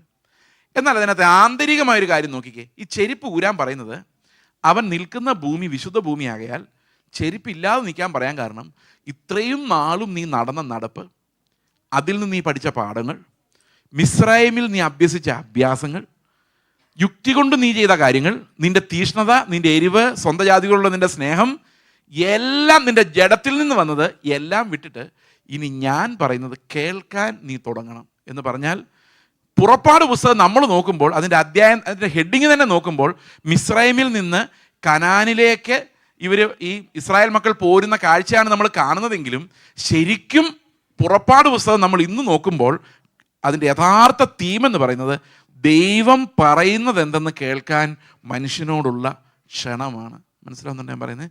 പുറപ്പാട് ദിവസം ജസ്റ്റ് ഒന്ന് നോക്കിക്കേ. ദൈവം മനുഷ്യനെ വിളിക്കുന്ന, അവൻ്റെ അടുത്തേക്ക് വിളിക്കുന്ന എന്തിനു വേണ്ടിയാ? അവൻ്റെ ഹൃദയം നമ്മളിലേക്ക് പകർന്ന് അവൻ എന്താണോ നമ്മളോട് പറയാനുള്ളത് അത് കേൾപ്പിക്കാൻ വേണ്ടിയാണ് ഈ പുറപ്പാട് പുസ്തകത്തിലേക്ക് നമ്മളെ ദൈവം ക്ഷണിക്കുന്നത്. അതൊരു ബേണിംഗ് ബുഷ് എക്സ്പീരിയൻസ് ആണ്. അപ്പോൾ ശരിക്കും വിശുദ്ധീകരണത്തിൽ കർത്താവ് ചെയ്യുന്ന അടുത്ത തലം, if you are having peace with God, the next level is that you start listening to him. അവൻ പറയുന്നത് ശ്രദ്ധിക്കത്തക്കവണ്ണം അവൻ നമ്മളെ അടുത്തേക്ക് വിളിക്കുന്നതാണ് പുറപ്പാട് ദിവസത്തിൽ കാണുന്നത്. ഞാനിത് പറയുന്നത് നമുക്കെല്ലാം, ഞാനത് ഇത്തിരി ഒന്ന് വിശദീകരിക്കാം. പുറപ്പാട് പുസ്തകം എന്ന് നമ്മൾ വിചാരിക്കുമ്പോൾ നമ്മൾ പെട്ടെന്ന് വിചാരിക്കേണ്ടത് നിയമങ്ങൾ തന്ന പുസ്തകം. അല്ലാതെ നമ്മൾ നോക്കുമ്പോൾ പെട്ടെന്ന് ആ ചെങ്കടൽ പിളർന്നതും അതുപോലെ വലിയ അത്ഭുതങ്ങളും 10 ബാധകളും അതൊക്കെ അതിനകത്ത് ഉണ്ടെങ്കിലും ശരിക്കും ഈ പുറപ്പാട് പുസ്തകം എന്തിൻ്റെ ആരംഭമാണ്? ദൈവം അവൻ്റെ നീതി എന്താണെന്നും അവൻ്റെ വിശുദ്ധി എന്താണെന്നും അതിൻ്റെ ബാഹ്യമായ എക്സ്പ്രഷൻസ് എന്താണെന്നും ഈ ജനങ്ങളെ പഠിപ്പിക്കാൻ വേണ്ടി വേർതിരിക്കുന്ന ഒരു പുസ്തകമാണത്. അവിടെയാണല്ലോ തുടങ്ങുന്നത്. ഓക്കെ, അവർക്ക് വളരെ ചുരുങ്ങിയ കാര്യങ്ങൾ മാത്രമേ ദൈവം പറയുന്നത് മനസ്സിലാക്കാൻ പറ്റുമായിരുന്നുള്ളൂ. അതുകൊണ്ട് ബാഹ്യമായ കൽപ്പനകളിലൂടെയാണ് ദൈവം അവൻ്റെ നീതിയെ വെളിപ്പെടുത്തിയത്. ഞാനിതൊരു ചെറിയ ഇല്ലസ്ട്രേഷൻ കൊണ്ട് നിങ്ങളെ കാണിച്ചു തരാം. എൻ്റെ ബൈബിളിൻ്റെ ബാക്കിലേക്ക് നോക്കിയോ. ഓക്കെ, ഇവിടുന്ന് ഇതിന് 3ആയിട്ട് ഞാൻ തിരിക്കാം. ആത്മാവ്, ദേഹി, ദേഹം. എന്താണ് ആത്മാവ്, ദേഹി, ദേഹം? ഞാൻ നിങ്ങൾ കഴിഞ്ഞ പ്രാവശ്യം പറഞ്ഞ പോലെ ഈ മനുഷ്യനെ സൃഷ്ടിച്ചപ്പോൾ, ദൈവം സൃഷ്ടിച്ചപ്പോൾ ഒരു 3 ഭാഗങ്ങളുണ്ടായിരുന്നു. ജസ്റ്റ് ലൈക്ക് എ ടെമ്പിൾ 3 ഭാഗങ്ങളുണ്ടായിരുന്നു. പ്രാകാരം, വിശുദ്ധ സ്ഥലം, അതിവിശുദ്ധ സ്ഥലം. അപ്പോൾ പാപത്താൽ വീണുപോയ മനുഷ്യൻ എന്താ സംഭവിച്ചത്? അവൻ്റെ അതിവിശുദ്ധ സ്ഥലത്തിൽ ദൈവത്തിൻ്റെ വെളിപ്പാടുകളില്ല, ദൈവത്തിൽ നിന്നൊന്നും കേൾക്കുന്നില്ല. മനസ്സിലാവുന്നുണ്ടോ? അങ്ങനെയുള്ളൊരു കേൾവിക്കുറവ് ഇന്നത്തെ ജനത്തിനുണ്ട്, നമുക്ക് എല്ലാവർക്കും ഉണ്ട് ഒരു പരിധി വരെ. അതുകൊണ്ട് നമുക്ക് ദൈവത്തിൻ്റെ ശബ്ദം കേൾക്കാൻ നമ്മൾ ആശ്രയിക്കുന്നത് CD, യൂട്യൂബ്, ഇങ്ങനെയുള്ള പ്രസംഗങ്ങളൊക്കെയാണ്. മനസ്സിലായോ? ഇത് ഏറ്റവും ബെസ്റ്റ് മെത്തഡല്ല, ഇപ്പോൾ അവൈലബിൾ ആയിട്ടുള്ളതിൽ ഏറ്റവും ബെസ്റ്റ് മെത്തഡാണെന്നേ ഉള്ളൂ. പക്ഷെ അത് പോരാ. ഇത് നമ്മളെ വളരെ ബാഹ്യമായ ചില സൂചനകൾ മാത്രം നിങ്ങളുടെ ഹൃദയത്തിൽ തരാനേ ഈ ക്ലാസ്സുകൾ കൊണ്ട് ഉപകരിക്കുകയുള്ളൂ. പക്ഷെ നിങ്ങൾക്ക് ശരിക്കും വിശുദ്ധീകരണം ഉണ്ടാകണമെങ്കിൽ നിങ്ങളുടെ ആത്മാവ് ജീവൻ പ്രാപിക്കുകയും അത് നിങ്ങളുടെ പ്രാണനോട് ഇടപെടാൻ തുടങ്ങുകയും വേണം. മനസ്സിലാവുന്നുണ്ടോ ഞാൻ പറയുന്നത്? നിങ്ങളുടെ ഉള്ളിലുള്ള ശബ്ദം നിങ്ങൾ കേൾക്കാൻ, ദൈവത്തിൻ്റെ ആത്മാവ് നിങ്ങളോട് എന്തു പറയുന്നു എന്നുള്ള ശബ്ദം നിങ്ങൾ കേൾക്കാൻ തുടങ്ങിയെങ്കിൽ മാത്രമേ ഇത് ജീവനായി നിങ്ങളിലേക്ക് വരുള്ളൂ. എനിക്ക് നിങ്ങൾക്ക് ജീവിപ്പിക്കാനുള്ള യാതൊരു ശക്തിയും എനിക്കില്ല, പക്ഷെ ആത്മാവിന് മാത്രം അത് കഴിയുള്ളൂ. ആത്മാവ് നിങ്ങളുടെ ഉള്ളിൽ സംസാരിക്കാൻ തുടങ്ങിക്കഴിഞ്ഞാൽ, അങ്ങനെ റെവലേഷൻ നിങ്ങൾക്ക് കർത്താവിൽ നിന്ന് ലഭിക്കാൻ തുടങ്ങിക്കഴിഞ്ഞാൽ, വാക്യത്തിനകത്ത് കർത്താവ് എന്തിനായി ഇത് എഴുതി വെച്ചിരിക്കുന്നതെന്നുള്ള മർമ്മം എനിക്ക് വെളിപ്പെട്ട് തുടങ്ങിക്കഴിഞ്ഞാൽ ഞാൻ വിശുദ്ധീകരണത്തിൻ്റെ അടുത്ത തലത്തിലേക്ക് കടന്നു എന്നാണ് അതിൻ്റെ അർത്ഥം. മനസ്സിലാവുന്നുണ്ടോ ഞാൻ പറയുന്നത്? ഒന്നുകൂടെ വിശദീകരിക്കാം. 1 യോഹന്നാൻ 2-ാം അധ്യായത്തിൻ്റെ 27-ാം വാക്യം. 1 John chapter 2 verse 27. അവനാൽ പ്രാപിച്ച അഭിഷേകം നിങ്ങളിൽ വസിക്കുന്നു. ആരും നിങ്ങളെ ഉപദേശിപ്പാൻ ആവശ്യമില്ല. അവന്റെ അഭിഷേകം തന്നെ നിങ്ങൾക്ക് സകലവും ഉപദേശിച്ചു തരികയാലും അത് ഫോഷ്കല്ല, സത്യം തന്നെ ആയിരിക്കാലും അത് നിങ്ങളെ ഉപദേശിച്ചതുപോലെ നിങ്ങൾ അവനിൽ വസിപ്പിൻ. അപ്പൊ ഉപദേശിക്കണമെങ്കിൽ കേൾക്കാനും കൂടെ പറ്റണമല്ലോ നമുക്ക്, അല്ലെ? അഭിഷേകം നമ്മൾ എന്താ പഠിപ്പിക്കുന്നതെന്ന് കേൾക്കാനും നമുക്ക് പറ്റണം. അപ്പോൾ അപ്പോസ്തലന്മാരും പ്രവാചകന്മാരും ഞങ്ങളെപ്പോലുള്ള ടീച്ചേഴ്സും വന്ന് നിങ്ങൾക്ക് അടിസ്ഥാനങ്ങൾ ഇട്ട് തരുന്നതേ ഉള്ളൂ. എന്നാൽ ക്രിസ്തുവിൻ്റെ പരിജ്ഞാനത്തിൽ നിങ്ങൾ ജീവിക്കാൻ തുടങ്ങണമെങ്കിൽ, വിശുദ്ധീകരണത്തിൻ്റെ യാത്ര തുടങ്ങണമെങ്കിൽ അതാത് സമയത്ത് ദൈവം എന്താ പറയുന്നതെന്ന് കേൾക്കാൻ നമുക്ക് പറ്റണം. ആത്മാവ് ഓപ്പൺ ആകാതെ ആ കേൾവിയിലേക്ക് നമുക്ക് പോകാൻ പറ്റില്ല. മനസ്സിലാവുന്നുണ്ടോ ഞാൻ പറയുന്നത്? ഇനി ഇതൊന്ന് നോക്കിക്കോ. ആത്മാവ്, ദേഹി, ദേഹം. അപ്പോൾ ആത്മാവ് ഇല്ലാത്തൊരവസ്ഥയെക്കുറിച്ച് ആലോചിച്ചെങ്കിൽ നമ്മൾ വീണ്ടും ജനിക്കുന്നതിന് മുമ്പ് ആത്മാവുണ്ട്, പക്ഷെ അതിന് ജീവനില്ലാത്ത അവസ്ഥ. അപ്പോൾ എന്തൊക്കെയുള്ളൂ? ദേഹിയും ദേഹവും മാത്രമേ ഉള്ളൂ. ഓക്കെ, ഒരു മനുഷ്യൻ നിങ്ങളോട് വളരെ മോശമായിട്ട് പെരുമാറുന്നു, ശക്തനായ മനുഷ്യനെന്ന് വിചാരിച്ചോ. വലിയ ബലമില്ലാത്തവനാണെങ്കിൽ നമുക്ക് 2 പൊട്ടി കൊടുത്തിട്ട് ഓടായിരുന്നു. പക്ഷേ ഇത് ഭയങ്കര ശക്തനായ മനുഷ്യനാണ്, നിങ്ങളെ ഉപദ്രവിക്കാൻ വരുന്നു, അടിക്കാൻ വരുന്നു. നിങ്ങൾ എന്ത് ചെയ്യും? തിരിച്ചടിക്കോ? ശരീരം പറയും തിരിച്ചടിക്കടാ, മനസ്സ് പറയും നോ, അവൻ തിരിച്ച് ഒരടിയും അടിച്ചാൽ പിന്നെ നീ ഉണ്ടാവില്ല, അതുകൊണ്ട് വേണ്ട, വെയിറ്റ്. ബുദ്ധി. അപ്പോൾ ശരീരത്തിൻ്റെ ചില കാമനകളുണ്ട്, ആഗ്രഹങ്ങളുണ്ട്, പക്ഷെ ബുദ്ധിയാണ് അതിനെ നിയന്ത്രിക്കുന്നത്. ഓക്കെ, രാവിലെ വീട്ടിലോട്ട് അമ്മയോട് പറയാം, എല്ലാ ദിവസവും ഇതേ ബ്രേക്ക്ഫാസ്റ്റേ ഉള്ളോ? ശരീരം, മനസ്സ് അമ്മയുടെ സ്വഭാവം അറിയാമല്ലോ, എന്തെങ്കിലും പറഞ്ഞാൽ ഇന്ന് ബ്രേക്ക്ഫാസ്റ്റ് പോലും കിട്ടില്ല, അതുകൊണ്ട് ഉള്ളത് കഴിച്ചിട്ട് പോക്കോ. മനസ്സ്. പരിചയമുണ്ടോ ഇതിനെ? സ്ഥാനത്തെ പരിചയമുണ്ടോ? ശരീരം പറയാണ്, ആ ഡ്രസ്സ് കണ്ടോ, മേടിക്കാം, അത് ഇട്ടാൽ ഞാൻ നല്ല മിടുക്കനായിരിക്കും. അതാണ് ഈ ചോദനകൾ, അതായത് നമ്മുടെ വികാരങ്ങൾ. അപ്പോൾ മനസ്സ് പറയാം, അതിന് നല്ല പൈസ വേണം, ഡ്രസ്സ് ഇടാം, പിന്നെ പട്ടിണി കിടക്കേണ്ടി വരും, എന്നാ വേണ്ട. അപ്പോൾ ഇങ്ങനെ ശരീരം സ്ട്രോങ് ആയിട്ടുള്ള ആൾക്കാരുണ്ട്, മനസ്സ് സ്ട്രോങ് ആയിട്ടുള്ള ആൾക്കാരുണ്ട്. മനസ്സിലാവുന്നുണ്ടേ പറയുന്നത്? ശരീരം സ്ട്രോങ് ആയിട്ടുള്ള ആൾക്കാരുടെ പ്രത്യേകത ഞാൻ വേണേൽ പെട്ടെന്ന് വിശദീകരിക്കാം. ഉച്ചയ്ക്ക് വീട്ടിലോട്ട് വരുന്നു, ജോലി കഴിഞ്ഞിട്ട്, അപ്പം നല്ല വിശപ്പാണ്, ശരീരം സ്ട്രോങ് ആണ്, ശരീരം പറയാണ് വിശപ്പാണ്, പെട്ടെന്ന് ആഹാരം എന്താ? അപ്പോൾ ഭാര്യ പറയാം, മീൻ വറുത്തുകൊണ്ടിരിക്കുകയാണ്, 15 മിനിറ്റ് വെയിറ്റ് ചെയ്താൽ മീൻ വറുത്ത് കൂട്ടി കഴിക്കാം. പക്ഷേ ശരീരം സ്ട്രോങ് ആയതുകൊണ്ട് മീൻ വറുത്തില്ലെങ്കിലും കുഴപ്പമില്ല, ഇത് കഴിച്ചേ പറ്റുള്ളൂ. മനസ്സിലാവുന്നുണ്ട്? ഇതാണ് ശരീരം സ്ട്രോങ് ആയ മനുഷ്യൻ. എന്നാൽ മനസ്സ് സ്ട്രോങ് ആയ മനുഷ്യൻ പറയും, അരമണിക്കൂർ ഇരിക്കാം, കുറച്ചുകൂടി ടേസ്റ്റായിട്ട് കഴിക്കാം. അതാണ് പ്ലാനിങ് എന്ന് പറയുന്നത്. മനസ്സിലാവുന്നുണ്ടോ? ഇപ്പോൾ പ്ലാനിങ് പറ്റുന്ന ആർക്കാ? മനസ്സ് സ്ട്രോങ് ആയിട്ടുള്ളവർക്ക്. എല്ലാവർക്കും പ്ലാനിങ് ഒന്നുമില്ല. ഒരുത്തൻ അടിച്ചു, തിരിച്ചടിച്ചു, പൊട്ടിച്ചു, 4 വർത്താനം പറഞ്ഞു. അതാണ് ശരീരം സ്ട്രോങ് ആയ മനുഷ്യൻ. നമ്മൾ ബഹുമാനിക്കുന്ന ആരെയാ? ശരീരം സ്ട്രോങ് ആയവരാണോ മനസ്സ് സ്ട്രോങ് ആയവരാണോ? ഒരു എക്സാമ്പിൾ പറയാം. ഒരു സഭയിൽ, ഇവിടെ അല്ല കേട്ടോ, ദൂരെ ഒരു സഭയിൽ 2 പേര് തമ്മിൽ അടിയുണ്ടാക്കി. ഒരാൾക്ക് ദേഷ്യം നിയന്ത്രിക്കാൻ വയ്യാതെ ഒരാളുടെ കാരണക്കുരി നോക്കി ഒരൊറ്റ അടി വെച്ച് കൊടുത്തു. ഇങ്ങനെ നടക്കില്ല കേട്ടോ, ജസ്റ്റ് എക്സാമ്പിൾ, ഡോണ്ട് വറി. അപ്പോൾ അടി കൊണ്ടയാൾ ഞാനാന്ന് വിചാരിച്ചോ ഫോർ എ മൊമെൻറ്റ്. ഓക്കെ, ഞാൻ ചിന്തിക്കാം, അവൻ എന്നെ അടിച്ചത് നന്നായി. എന്താ കാരണം എന്നറിയോ? ഇപ്പം എല്ലാവരുടെ മുമ്പിൽ അവൻ വില്ലനായി. ഞാനിത് കണ്ട് കൂളായിട്ട് നിന്നാൽ എനിക്ക് ഇതിൻ്റെ മൈലേജ് എടുക്കാം. മനസ്സിലാവുന്നുണ്ട് ഞാൻ പറയുന്നത്? ബുദ്ധിയല്ലേ, മഹാബുദ്ധിയല്ലേ ഇത്? ഈ അടിച്ചവൻ ശരീരത്താൽ നിയന്ത്രിക്കപ്പെടുന്നവനും അടി കൊണ്ടവൻ നല്ല ബുദ്ധിയാൽ നിയന്ത്രിക്കപ്പെടുന്നവനുമാണ്. ഈ ശരീരം കൊണ്ട് നിയന്ത്രിക്കപ്പെടുന്നതിൻ്റെ കുഴപ്പമുണ്ട്. എന്താണെന്നറിയോ? അവൻ പെട്ടെന്ന് ദേഷ്യം വരും, അത് കഴിയുമ്പോൾ ചിന്തിക്കും. അവൻ്റെ ബുദ്ധി വളർക്കാൻ ഇത്തിരി താമസമാണ്. വീട്ടിൽ ചെല്ലുമ്പോഴേക്കും ബുദ്ധി വർക്ക് ചെയ്യും. അവൻ വിചാരിക്കും, അടിക്കണ്ടായിരുന്നു, മോശമായിപ്പോയി, നാളെ പോയി സോറി പറഞ്ഞേക്കാം. ആരാ മാനസാന്തരപ്പെടാൻ എളുപ്പം? ശരി. മറ്റവൻ എന്താ പറയുക? അവൻ അടിച്ചിട്ട് പോയേക്കുന്നതാണ്, അവൻ ഇനി എന്നോട് സോറി പറയാൻ വരട്ടെ. പക്ഷെ സോറി പറയുമ്പോൾ, ബ്രദറെ എനിക്കത് വലിയ പ്രശ്നമൊന്നും അല്ലെന്ന് പറയും. പക്ഷെ ഉള്ളിൻ്റെ ഉള്ളിൽ കിടക്കാം, അവൻ അടിച്ചവനാ. 4 പേർ പറയും. ഒരു 2 വർഷം കഴിയുമ്പോൾ അടുത്ത ഒരുത്തോണ്ട് പറയും, അവൻ പണ്ട് എനിക്കൊരു അടി തന്ന കേട്ടോ, ഓർമ്മയുണ്ടോ നിങ്ങൾക്ക് അന്ന് എന്നെ അടിച്ചത്? കാരണം എൻ്റെ നീതി എവിടെയെങ്കിലും ഒന്ന് കിട്ടിയിട്ടുണ്ടെങ്കിൽ ഞാനതിനെ വിടുകയില്ല. ഇതാണ് മനസ്സിൻ്റെ ശബ്ദം, ശരീരത്തിൻ്റെ ശബ്ദം. മനസ്സിലായോ? ഇത് രണ്ടും കേൾക്കാൻ ആരുടെയും ട്രെയിനിങ് നമുക്ക് വേണ്ട. We all listen to it, അല്ലേ? പക്ഷേ ആത്മാവിൻ്റെ ഒരു ശബ്ദം ഈ അടി കൊണ്ടവന് കിട്ടിയെന്ന് വിചാരിച്ചു. ആ സമയത്ത് ഒരാൾ അടിച്ചു, ആത്മാവ് എന്തായിരിക്കും പറയുന്നത്? നിന്നെപ്പോലെ തന്നെ പാപിയാണ് അവനും, അതുകൊണ്ട് അവൻ്റെ ഹൃദയത്തിലേക്ക് നീ ഒന്ന് നോക്കിക്കേ, അവൻ്റെ ആത്മാവ് എത്ര വിലയേറിയതാണ്. അവനെ നീ പോയി ഒന്ന് കെട്ടിപ്പിടിച്ച് നീ അങ്ങ് സോറി പറ, ഞാൻ എന്തെങ്കിലും തെറ്റ് ചെയ്തിട്ടുണ്ട്, ക്ഷമിക്ക് ബ്രദർ, ആത്മാർത്ഥമായിട്ട്. ഇതല്ലേ ആത്മാവ് പറയുള്ളൂ, അല്ലേ? കേൾക്കുന്നുണ്ടോ ഈ ശബ്ദങ്ങൾ? ഒരു എക്സാമ്പിളിൽ പറയാം, അപ്പം നിങ്ങൾക്ക് കുറച്ചുകൂടെ മനസ്സിലാവും. ഒരു ദിവസം ഒരാൾ എന്നെ ഫോൺ ചെയ്തിട്ട് പറഞ്ഞു, പാസ്റ്ററെ സുഖമാണോ? അതെ, ഞാനൊരു കാര്യം പറയാൻ വേണ്ടി വിളിച്ചത്. എന്തോ? ഞങ്ങൾ പാസ്റ്റർ വീട്ടിലോട്ട് വരുവാ. ഞാൻ പറഞ്ഞു, ഓക്കെ പോരെ. പോന്ന് എന്തിനാ പോരുന്നറിയോ? ഇനി ഞങ്ങൾ അവിടെ താമസിക്കുന്നത്. കേട്ടോ? എന്തായിരിക്കും എൻ്റെ ബുദ്ധി പറയുന്നത്?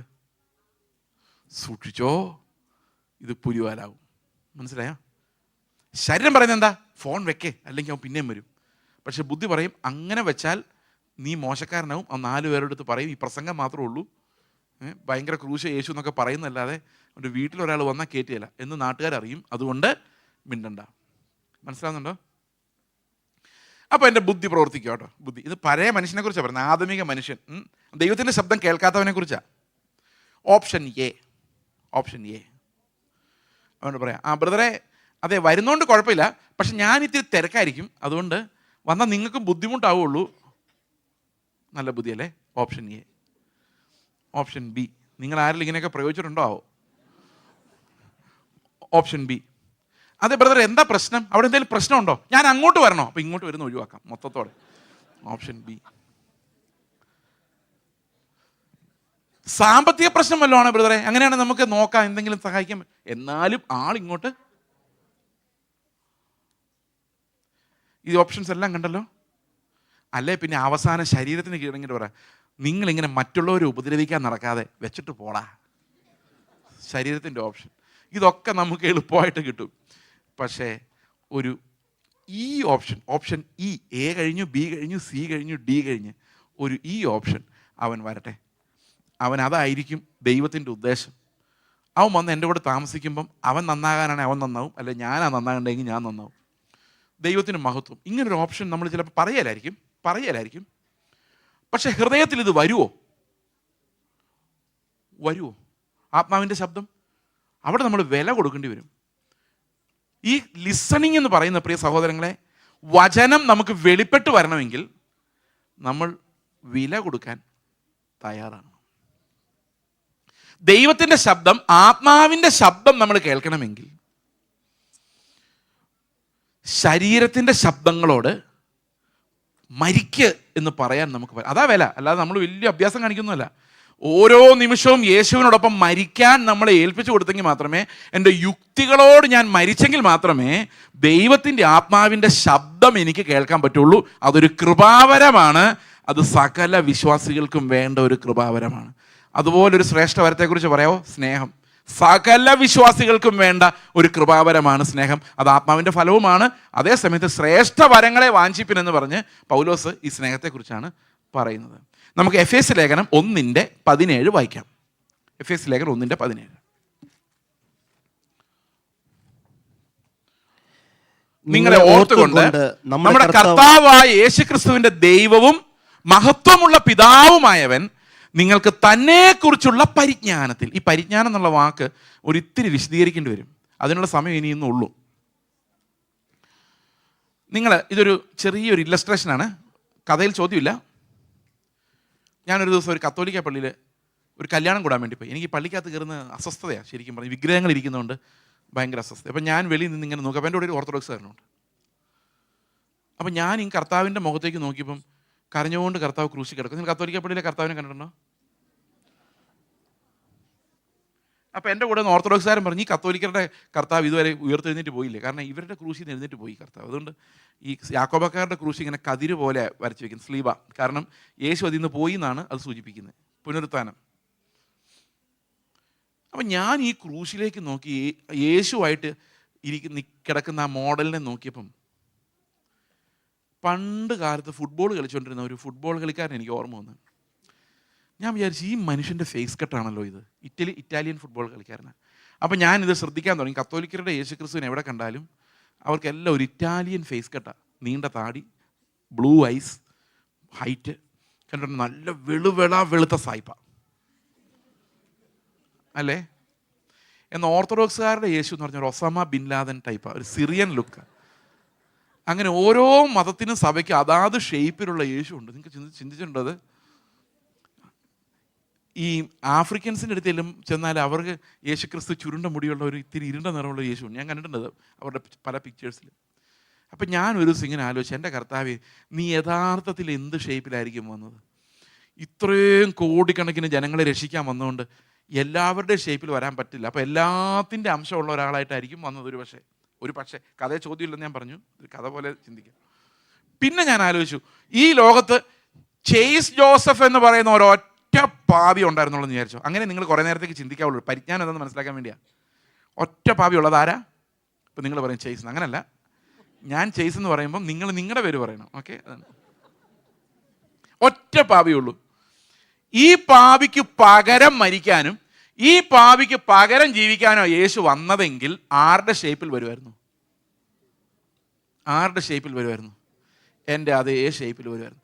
എങ്ങനത്തെ വീട്ടിൽ താമസിച്ചേനെ? ഞാൻ ജനിച്ച അതേപോലുള്ളൊരു വീട്ടിൽ താമസിച്ചേനെ, അല്ലേ? എങ്ങനത്തെ പേരൻസ് ആയിരുന്നേനെ? എൻ്റെ പേരൻസിൻ്റെ അതേ സ്വഭാവമുള്ള പേരൻസ് ആയിരുന്നേനെ. എൻ്റെ സഹോദരങ്ങളെ പോലെയുള്ള സഹോദരങ്ങളും എൻ്റേതുപോലുള്ള തല്ലിപ്പൊളികളായ അയൽവക്കക്കാരും എല്ലാം ഉണ്ടായിരുന്നേനെ. എനിക്ക് തലവേദന ഉണ്ടായിരുന്നേ, അതേപോലെ വേദന സഹിച്ചേനെ. എൻ്റെ അതേ സാഹചര്യത്തിൽ ജീവിച്ചേനെ. നിങ്ങൾക്ക് ഓർമ്മയുണ്ടോ മഹാപുരോഹിതൻ്റെ കാര്യം ഞാൻ പറഞ്ഞത്? പക്ഷെ ഒരു വ്യത്യാസം ഉണ്ടായിരുന്നേനെ. അവൻ ഒരിടത്തും അവനിൽ പാപം ഉണ്ടാകുമായിരുന്നില്ല. എന്നാൽ ഞാൻ എവിടെ നിന്നാലും പാപമാണ്. പരിജ്ഞാനം എന്ന് പറയുന്നത് എന്നെ കർത്താവ് കാണിച്ചു തരുക. നീ അനുഭവിച്ച എല്ലാം അനുഭവിച്ചിട്ടുണ്ട് പാപമില്ലാതെ. നിൻ്റെ എല്ലാ പരീക്ഷകളിലൂടെ ഞാൻ പാപമില്ലാതെ കടന്നു പോയിട്ടുണ്ട്. അപ്പം ഞാൻ കർത്താവിനോട് ചോദിക്കും, കർത്താവ് എങ്ങനെയാണ് നീ പാപമില്ലാതെ ഇങ്ങനെ ഫേസ് ചെയ്ത് എൻ്റെ അതേ സാഹചര്യത്തിൽ ജീവിച്ചത്? അപ്പോൾ ആത്മാവ് അത് കാണിച്ചു തരുന്നതിനെയാണ് പരിജ്ഞാനം എന്ന് പറയുന്നത്. മനസ്സിലാവുന്നുണ്ടോ? എൻ്റെ അതേ സാഹചര്യത്തിൽ ഞാൻ പ്രസംഗിക്കാൻ നിൽക്കുന്ന പോലെ കർത്താവ് 5000-ഓടും 15,000-ഓടും പ്രസംഗിച്ചിട്ടുണ്ട്. പക്ഷെ ഞാൻ പ്രസംഗിക്കുന്ന പോലെ അല്ലായിരുന്നു. അപ്പം ഞാൻ കർത്താവിനോട്, കർത്താവ് ഇത്രയും പേരെ നീ എങ്ങനെ സ്നേഹിച്ചത്? നീ മടുക്കാതെ മൈക്ക് പോലും ഇല്ലാതെ 15,000 പേരുടെ മലയുടെ മുകളിൽ നിന്ന് അലറി വിളിച്ചിട്ട് നിനക്ക് എങ്ങനെ കഴിഞ്ഞു? അത് ഇത്രയും പേർക്ക് വേണ്ടി മരിക്കാൻ ആ സ്നേഹം നിനക്ക് എങ്ങനെ ഉണ്ടായി? അത് ഞാൻ അന്വേഷിച്ചുകൊണ്ടിരിക്കും. ആത്മാവ് അതാ തിരക്കുന്നത്. ഇതാണ് ക്രിസ്തുവിനെ കുറിച്ചുള്ള പരിജ്ഞാനം. എൻ്റെ വീട്ടിൽ ചെല്ലുമ്പം എൻ്റെ മക്കള്, ഭാര്യ, അപ്പൻ, അമ്മ, സഹോദരങ്ങൾ, എൻ്റെ സാഹചര്യങ്ങൾ, എൻ്റെ ജോലി സ്ഥലം, അവിടെ എല്ലാം യേശു ജോലി എടുത്തല്ലേ ഒരു തച്ചനായിട്ട് അധ്വാനിച്ചു. അവിടെ എല്ലാം യേശു കാണിച്ചു തന്ന ഒരു വഴിയുണ്ട്, പാപമില്ലാത്തൊരു വഴി. അത് ഇത്ര ഉയരത്തിലാണെന്ന് വിചാരിച്ചോ? എൻ്റെ വഴി ഇവിടാന്ന് വിചാരിച്ചോ? ഈ ലെവലിലാന്ന് വിചാരിച്ചോ? പരിജ്ഞാനം എന്ന് പറയുന്നത് ഈ ഗ്യാപ്പ് കുറയ്ക്കുക എന്നുള്ളതാണ്. ആ പരിജ്ഞാനം ഞാനും കർത്താവും തമ്മിലുള്ള ഗ്യാപ്പ് കുറയ്ക്കുക. അത് ഇല്ലാതാക്കാൻ പറ്റുകയില്ല, കാരണം Christ is Lord, I am only a slave.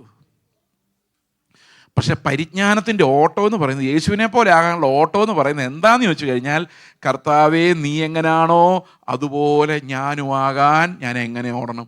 ഇത് ആത്മാവ് നമ്മുടെ ഉള്ളിൽ വെളിപ്പാട് തന്നിട്ടല്ലാതെ ഇത് നമുക്ക് മനസ്സിലാവുകയില്ല. മനസ്സിലാവുന്നുണ്ടോ ഞാൻ പറയുന്നത്? ഇത് ചിലർക്ക് പ്രത്യേകമായി ലഭിക്കുന്നതല്ല. എഫെസോസിലെ സകല വിശ്വാസികൾക്കും വേണ്ടിയാണ് പൗലോസ് പ്രാർത്ഥിക്കുന്നത്. നമ്മുടെ കർത്താവ് യേശു ക്രിസ്തുവിൻ്റെ ദൈവവും മഹത്വമുള്ള പിതാവുമായവൻ നിങ്ങൾക്ക് തന്നെക്കുറിച്ചുള്ള പരിജ്ഞാനത്തിൽ, ജ്ഞാനത്തിൻ്റെയും വെളിപ്പാടിൻ്റെയും ആത്മാവിനെ തരേണ്ടതിന്. അത് ആ ഒരൊറ്റ പോയിന്റിൽ നമ്മൾ നിർത്തുകയാണ് ഇന്ന്. ജ്ഞാനത്തിൻ്റെയും വെളിപ്പാടിൻ്റെയും ആത്മാവ് നമ്മുടെ ഉള്ളിൽ പ്രകാശിച്ചുകൊണ്ടിരിക്കണം, കത്തിക്കൊണ്ടിരിക്കണം. യേശുവായിരുന്നെങ്കിൽ ഇങ്ങനെ ആകുമായിരുന്നു. അപ്പം നമ്മളങ്ങനെ ആയില്ല. പക്ഷേ നമ്മുടെ ഉള്ളിലൊരു ഞരക്കമുണ്ട്, അയ്യോ ആയില്ലല്ലോ. അപ്പം കർത്താവ് പറയും, നിനക്ക് വേണ്ടി ഞാനായിട്ടുണ്ട്, അതുകൊണ്ട് യു ആർ ഫ്രീ. നിനക്ക് എൻ്റെ കൂടെ സ്വസ്ഥമായിട്ടിരിക്കാം. എൻ്റെ നീതിയിൽ നീ പങ്കാളിയാണ്. പക്ഷേ എൻ്റെ ഓട്ടോ എങ്ങോട്ടായിരിക്കണം?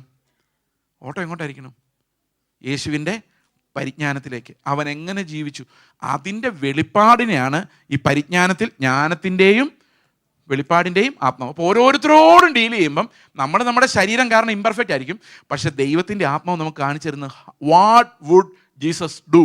യേശു എന്ത് ചെയ്യുമായിരുന്നു? നിങ്ങൾ ഈ ശബ്ദത്തിന് വില കൊടുക്കുമെങ്കിൽ തീർച്ചയായിട്ടും ദൈവം തുടർച്ചയായിട്ട് സംസാരിച്ചുകൊണ്ടിരിക്കും. വില കൊടുക്കുമെങ്കിൽ. കാരണം നിങ്ങൾ ഇഗ്നോർ ചെയ്യുന്തോറും ആ ശബ്ദം മങ്ങി വരും. പക്ഷെ നിങ്ങൾ അതിനെ സീരിയസ് ആയിട്ട് എടുക്കുന്തോറും, പ്രിയ സഹോദരങ്ങളെ, ഈ ശബ്ദം ശക്തമായി വരും. കർത്താവ് നമ്മളോട് സംസാരിക്കാൻ തുടങ്ങും. ഒരു കുഞ്ഞു കാര്യം പറഞ്ഞിട്ട് 1 മിനിറ്റ്. ഒരു ദിവസം രാവിലെ അപ്പൻ ചോദിക്കുക, മോനെ നീ പോയി ഒരു പാക്കറ്റ് പാല് മേടിച്ചുകൊണ്ടോ? അവൻ പോയില്ല. 11 മണിയായപ്പോൾ അവൻ അപ്പൻ്റെ അടുത്തോട്ട് ചോദിക്കുക, അപ്പ ഇനി എന്തെങ്കിലും പറയാനുണ്ടോ? അപ്പോൾ അപ്പൻ ചോദിക്കും, നീ രാവിലെ പാല് മേടിക്കാൻ പോയോ? ഇല്ല. പിന്നെ എന്തിനാ രണ്ടാമത് ചോദിക്കുന്നത്? അതെ, ഞാൻ പഠിച്ചുകൊണ്ടിരിക്കുക അപ്പൻ്റെ കൽപ്പനകൾ എന്തൊക്കെയാണ്. അപ്പം പിന്നെ എന്തെങ്കിലും ഉണ്ട് പറയുമോ സഹോദരങ്ങളെ? ദൈവത്തോട് നമ്മളതാ പറയുന്നത്, ഞങ്ങൾ കുറേ കൽപ്പനകൾ പഠിച്ചു, ഇനി കുറേ കൽപ്പനകൾ പഠിക്കും. കർത്താവ് പറഞ്ഞു, ആദ്യമേ അനുസരിച്ച് നോക്കിയേ, നിലവിളിച്ചേ, ആ നീതിക്ക് വേണ്ടി ദാഹിക്കുകയും വിശക്കുകയും ചെയ്തോ. കർത്താവ് പറയുന്ന ശബ്ദങ്ങൾ കേട്ടു തുടങ്ങിക്കോ. അതിനോട് വേണ്ടി ഒരു ദാഹമുണ്ട്, ആഗ്രഹമുണ്ടായിക്കേ. വീണ്ടും കർത്താവ് പറയുന്നത് ശക്തമായി നമുക്ക് കേൾക്കാൻ തുടങ്ങും. അവൻ്റെ ശബ്ദം കേൾക്കാൻ നേരത്ത്, പെട്ടെന്ന് കല്യാണം നടക്കാൻ നേരത്ത് പാസ്റ്ററായ ദൈവാലോചനാണെന്ന് ചോദിച്ച് ഓടേണ്ടി വരില്ല. ദൈവത്തിൻ്റെ ശബ്ദം നമ്മൾ തുടർച്ചയായി കേട്ടുകൊണ്ടേയിരിക്കും. തുടർച്ചയായി അത് കേൾക്കുന്നത് വിശുദ്ധീകരണമാണ്. അവൻ്റെ ശബ്ദം കേൾക്കുന്നത് വിശുദ്ധീകരണത്തിൻ്റെ അടയാളമാണ്. അത് നമ്മൾ വിചാരിച്ചാൽ കേൾക്കില്ല. ഈ വെളിപ്പാടിൻ്റെ ആത്മാവ് നമുക്കുണ്ടാകണം ഓരോ നിമിഷവും. അത് പ്രവാചകന്മാർക്കല്ല ഉണ്ടാകേണ്ടത്. അവനവൻ്റെ ജീവിതത്തിൽ എന്ത് ചെയ്യണമെന്ന് പ്രവാചകനല്ല തീരുമാനിക്കുന്നത്. അഗബോസ് പൗലോസിനോട് പറഞ്ഞില്ല, നീ പോയി യെരുശലേമിൽ പോകണമെന്നോ പറഞ്ഞില്ല. പോയാൽ എന്ത് സംഭവിക്കുമെന്ന് മാത്രമേ പറഞ്ഞുള്ളൂ. പോകണോ വേണ്ടയോ എന്ന് വെളിപ്പെടേണ്ടത് അഗബോസിനല്ല, എനിക്കാണ്. മനസ്സിലാവുന്നുണ്ടോ ഞാൻ പറയുന്നത്? ഈ ശബ്ദം നമ്മൾ കേൾക്കുന്നില്ലെങ്കിൽ നമുക്ക് അവൻ്റെ വിശദീകരണത്തിൽ പങ്കാളികളായി മാറാൻ സാധിക്കില്ല. നമ്മൾ അവൻ്റെ മരണത്തിൽ പങ്കാളികളാകുന്നില്ലെങ്കിൽ നമുക്ക് ഈ ശബ്ദം കേൾക്കാനും സാധിക്കില്ല. നമ്മളെപ്പോഴും ജഡത്തിൻ്റെ 100,000 ശബ്ദമാണ്. ഒരാൾ എനിക്ക് എതിര് നിൽക്കുന്നു, ജഡം 500 ശബ്ദം കേൾപ്പിക്കും. നമ്മളതിനോടെല്ലാം മരിച്ചാലേ യേശുവിൻ്റെ ആ ഒരൊറ്റ ഇടുക്ക് വഴി എന്തെന്ന് നമുക്ക് കണ്ടുപിടിക്കാൻ സാധിക്കുകയുള്ളൂ. ഇതെല്ലാം കർത്താവിനാൽ സാധിക്കുന്നതായിരുന്നു. നമുക്കൊരു നിമിഷം പ്രാർത്ഥിക്കാം. ഞങ്ങളുടെ സ്വർഗ്ഗസ്ഥ പിതാവേ, ഞങ്ങൾ ബലഹീനതയിലും തകർച്ചയിലും അങ്ങനെ അടുത്തു വരുന്നു കർത്താവേ. അങ്ങ് ഞങ്ങളെ രക്ഷിച്ചിട്ടല്ലാതെ രക്ഷപ്പെടാൻ പറ്റാത്തവരാണ് ഞങ്ങൾ. അങ്ങ് ഞങ്ങളോട് സംസാരിച്ചിട്ടല്ലാതെ പരിജ്ഞാനം പ്രാപിക്കാൻ ഞങ്ങൾക്ക് അറിയില്ല കർത്താവെ. അങ്ങയുടെ ആത്മാവ് ഞങ്ങളുടെ അന്തരാത്മാവിനോട് സംസാരിച്ച് യേശുവിനെ ഞങ്ങൾക്ക് വെളിപ്പെടുത്തി തന്ന് അവിടെ നിന്ന് എങ്ങനെയാണ് എൻ്റെ സാഹചര്യങ്ങളെ നേരിട്ടതെന്ന് വെളിപ്പാടിലൂടെ കർത്താവ് ഞങ്ങളോട് സംസാരിക്കണമേ. ജ്ഞാനത്തിൻ്റെയും വെളിപ്പാടിൻ്റെയും ആത്മാവിനെ യേശുക്രിസ്തുവിൻ്റെ പരിജ്ഞാനത്തിൽ ഞങ്ങൾക്ക് നീ നൽകണമേ. നന്ദിയോടെ സ്തോത്രം കർത്താവായ യേശുക്രിസ്തുവിൻ്റെ നാമത്തിൽ തന്നെ.